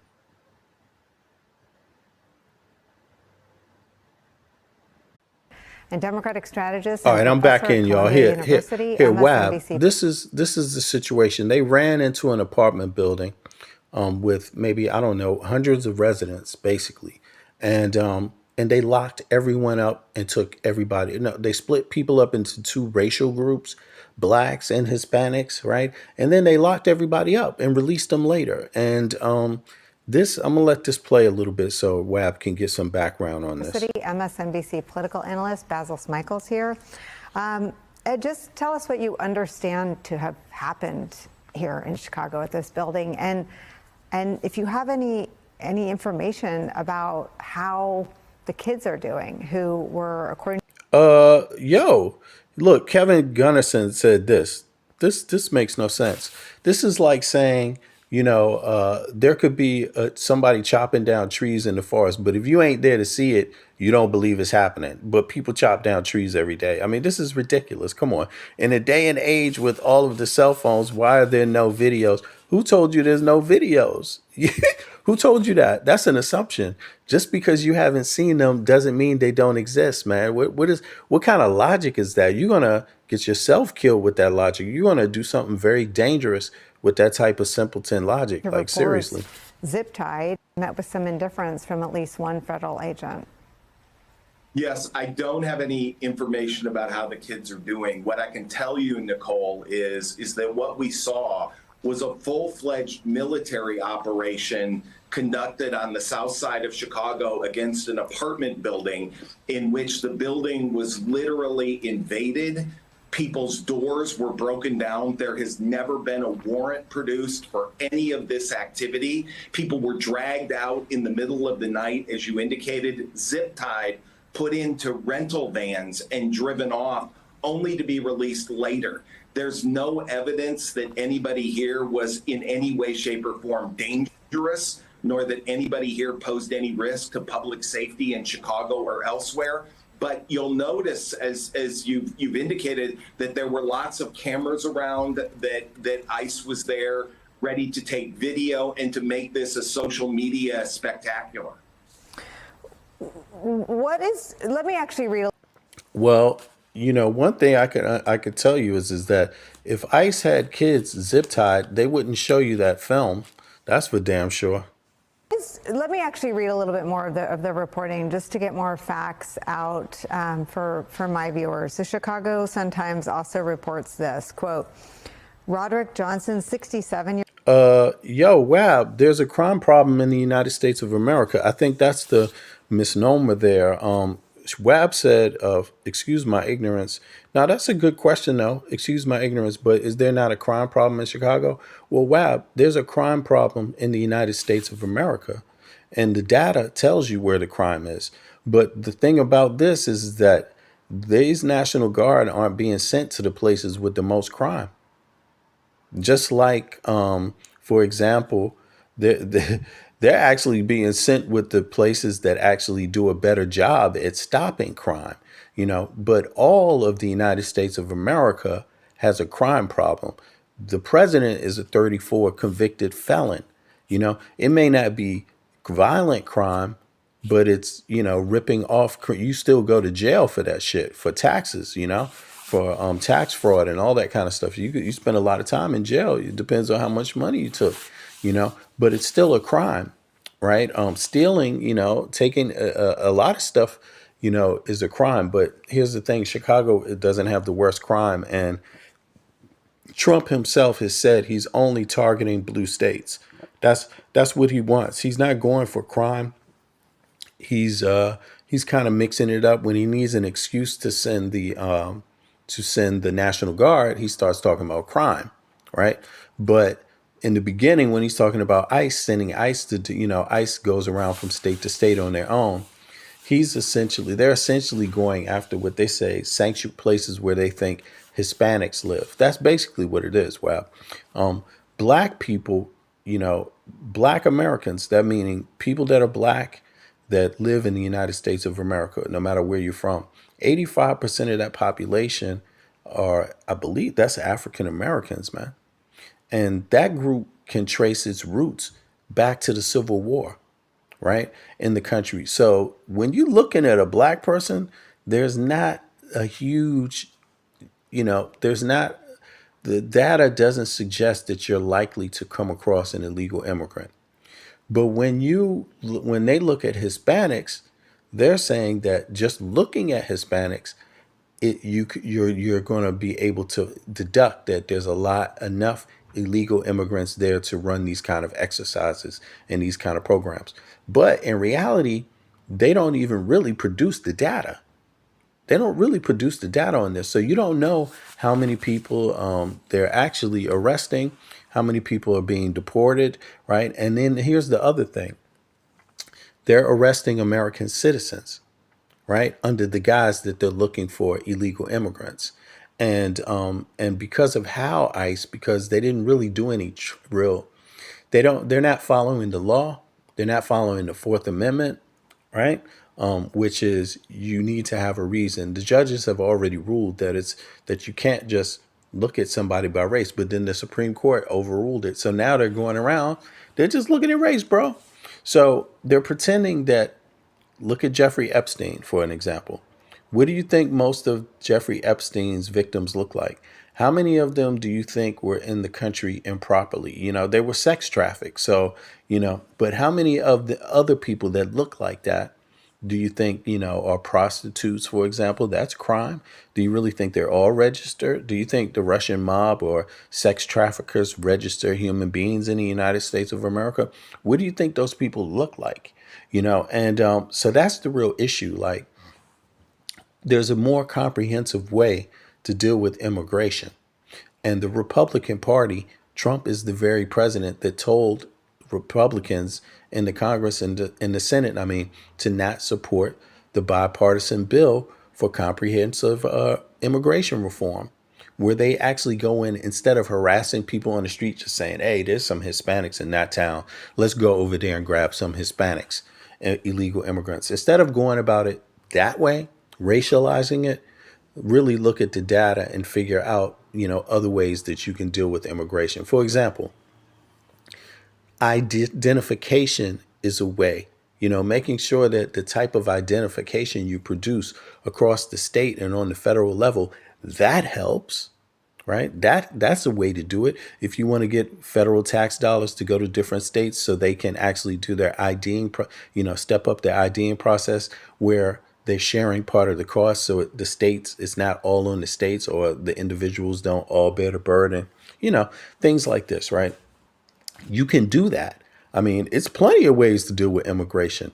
It's just that the Republicans didn't want to do it.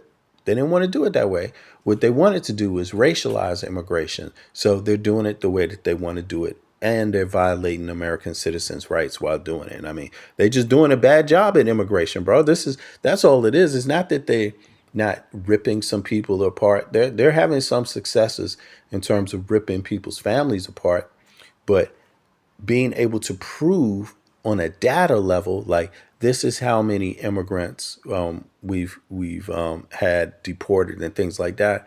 Hell, they actually said Obama deported more immigrants than Trump did in his first term. So, looks can be deceiving, Johnson, 67 years old, is one of many residents who were detained by federal agents during the South Shore raid. A U.S. citizen, he said, agents broke through his door and dragged him out in zip ties. Johnson said he was left tied up outside the building for nearly 3 hours before agents finally let him go. Quote, look, first of all, they didn't have a warrant. They haven't shown a warrant. So do you want federal agents just showing up anywhere without a warrant? If you don't have a warrant, that means there's no knowledge of any specific crime. That's what that means. That's a serious offense. Do you even know anything about the people that were arrested yet? Has that been produced? Where is it at? Where's the information about the crimes that the people that they arrested committed? See, they're not going to show you the data because they don't want you to know how egregious this violation was, because then it wouldn't make sense to do. You see, but you're assuming that it all went well, but you're hearing qualifying evidence by people in their own mouths telling you it didn't go well, but you're not requesting the proper data from these people that did it. You're just giving them a pass. That's the problem here. So it is egregious. It's not going to work. And yes, the Democrats are smart enough to be negotiating this shit right now instead. And if you think they're only talking about health care, you're wrong. I asked agents why they were holding me if I was an American citizen, and they said I had to wait until they looked me up. Johnson said, quote, I asked if they had a warrant and I asked for a lawyer. They never brought one. Was that true or false? I asked agents why were they holding me if I was an American citizen, and they said I had to wait until they looked me up. Johnson said I asked if they had a warrant and I asked for a lawyer. They never brought me one. Since this reporting was out, there has been no warrant produced. Wab says, so how do we go about tackling societal issues like crime and the effects of illegal immigration? This is why I say that the left-right paradigm is so it is paralyzing. I mean, well, you don't break the law to stop crime. So first of all, people have to agree. When you have a mentality that you can break the law, that when you're breaking the law, you're only breaking the law to stop crime, that's the wrong mentality to have. And I think that's pretty much what's being talked about here, right? That you can't, because see what happens is that when you break the law and you think it's okay, now all of a sudden you can violate this woman's Fourth Amendment rights, which is what this comment is about right here. I asked agents why they were holding me if I was an American citizen, and they said I had to wait until they looked me up. Johnson said I asked if they had a warrant and I asked for a lawyer. They never brought me one. That's a violation of the Fourth Amendment. So if you think that it's okay to commit a crime, to stop a crime, put a 1 in the chat. And so that can just be for everybody, the standard that everybody lives with. If you think it's okay to commit a crime and your reasoning is to stop a crime, put a 1 in the chat.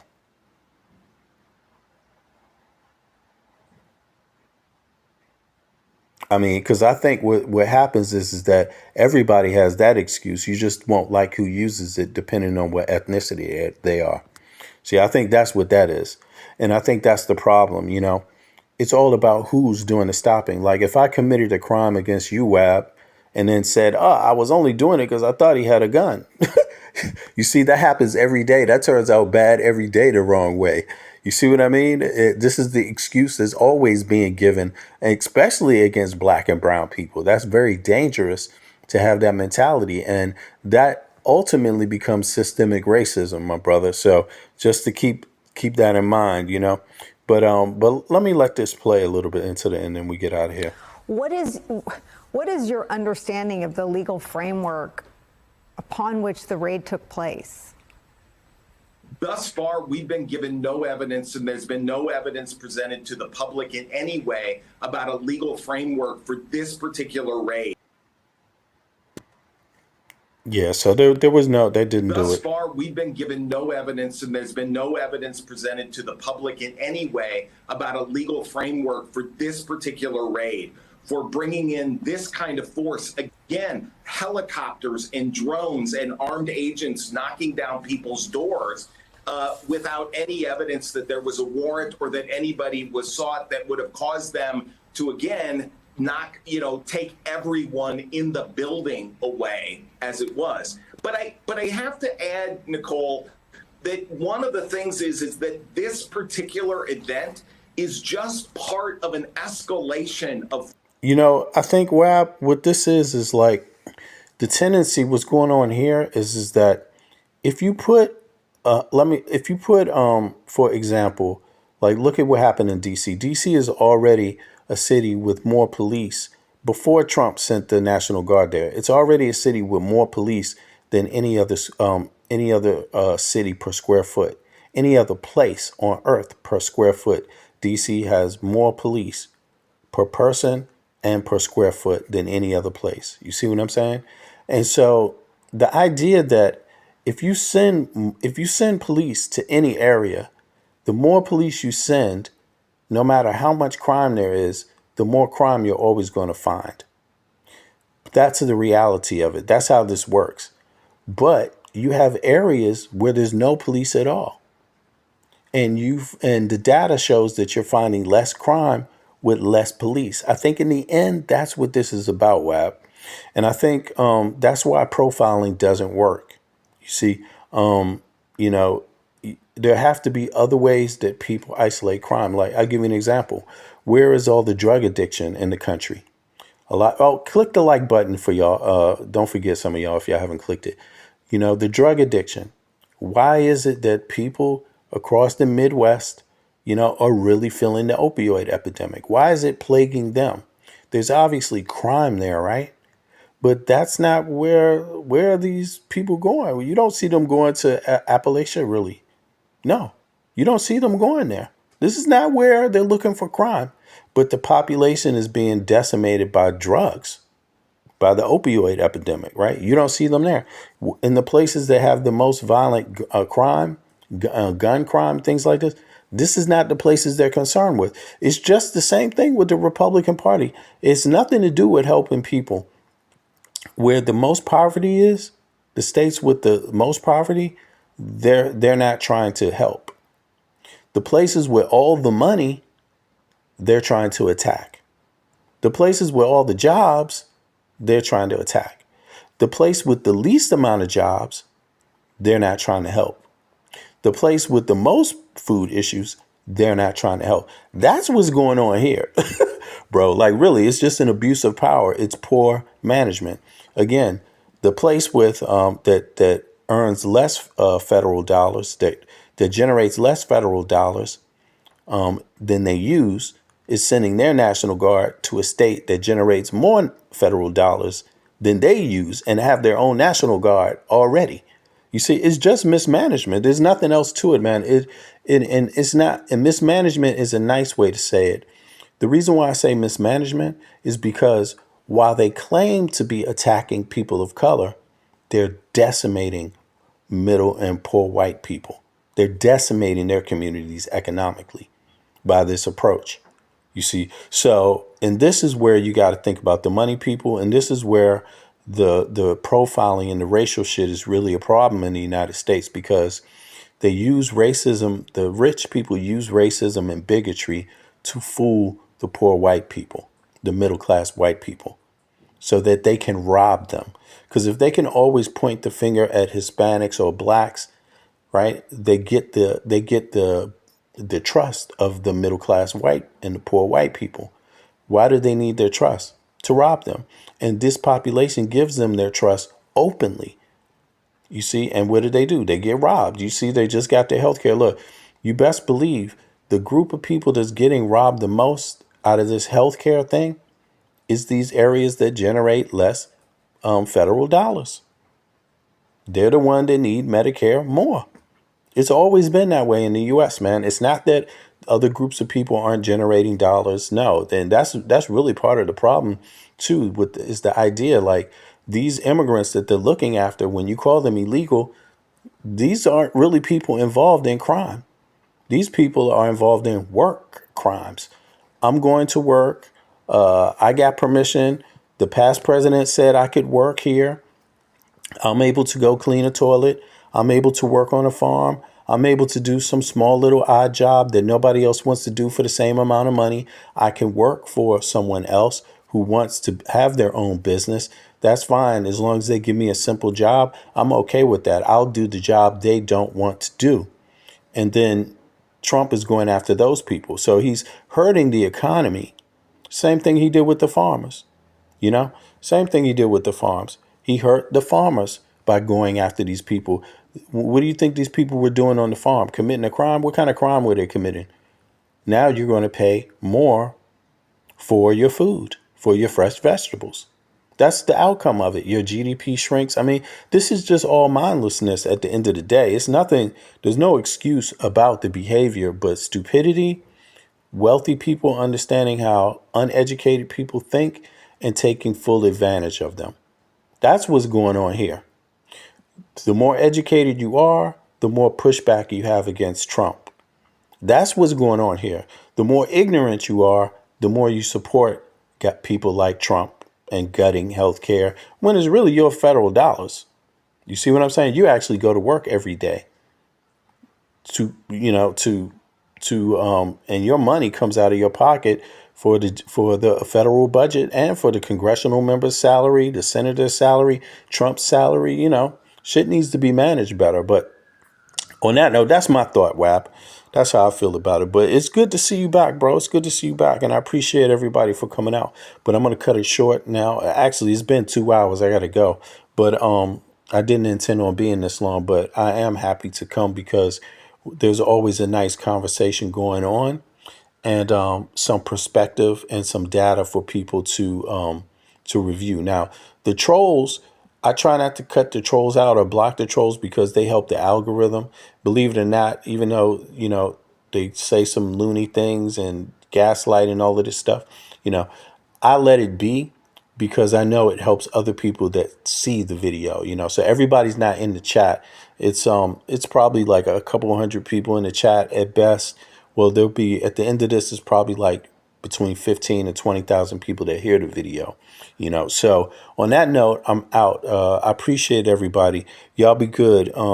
And I hope the U.S. gets past this point. But until then, I want the Democrats, if they don't get everything they want, if the Dems don't get everything they want, all the things that they're asking for, if they don't get it all, then keep the government shut down. That's the best way to keep the country safe.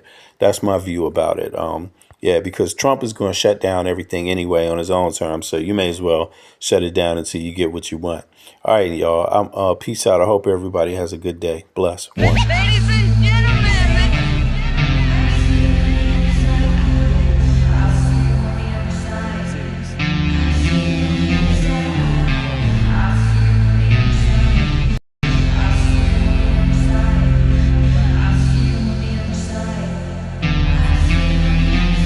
They want war, crime. crying babies looking for food. Starvation, the recipe, people subdued. When the people you trust got it in for you.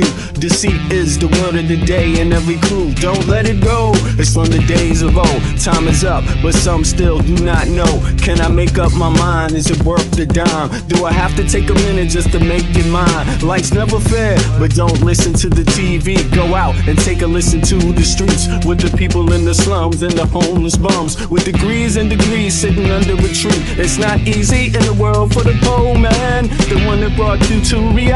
See, they don't want you to know about the black sheep. Leaving 7 roads to the 12 families all around the globe with an ancient code. Is it really asking a lot to say a dead old? Cause we sitting on the earth looking back at extinct. Then I'm standing on some ground that's about to sink. I ain't scared for a minute, I ain't about to blink, but I documented for the world what I see and think. Feel we on the call and up and we on the break. All Congress gonna do is waste paper and ink. Vote or die, you voted and you'll die. You can have it both ways, can't say it's a lie. You can march all you want, but they playing you wrong. They only understand war, it's the same old song. They want war, all they really want is a war. Diversionary tactic to make the big score. The diamonds in the morning, you know they want more, but they wanna keep you low, so they manifest the war.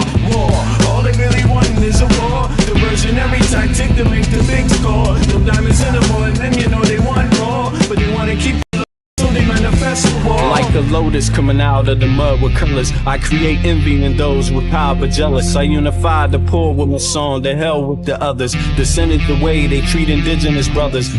Cause I understand we link forever. They try to hate us even keep it together. I'm not talking about controlling the air or the weather. I'm talking about maintaining the truth, the high endeavor. A rebel drops bombs in the midst of trouble. The free world counterattack and now there's double. But nature gets the shit in a way that's subtle. If you stop the machines for a minute, you might hear, but they won't, cause the TVs whisper in the ear. And capitalism has eyes that don't tear, and they cloud up and get crazy and won't steer. And like an ad, it's hard to get an ass to listen. Living like this is like living in prison. It's hard to keep hope when you're living in prison. The spiritual thoughts, so yes, the mental prison. The outside, yes, it's got to get through. Something's gotta die, so something here can live. Your life is nothing if you got nothing to give. Keeping the spiritual, yes, disguised as religion. Controlling your mind, the mental prison. They want war, all they really want is a war. Diversionary tactic to make the big score. The diamonds in the morning, you know they want more, but they wanna keep you low, so they manifest the war. War, all they really want is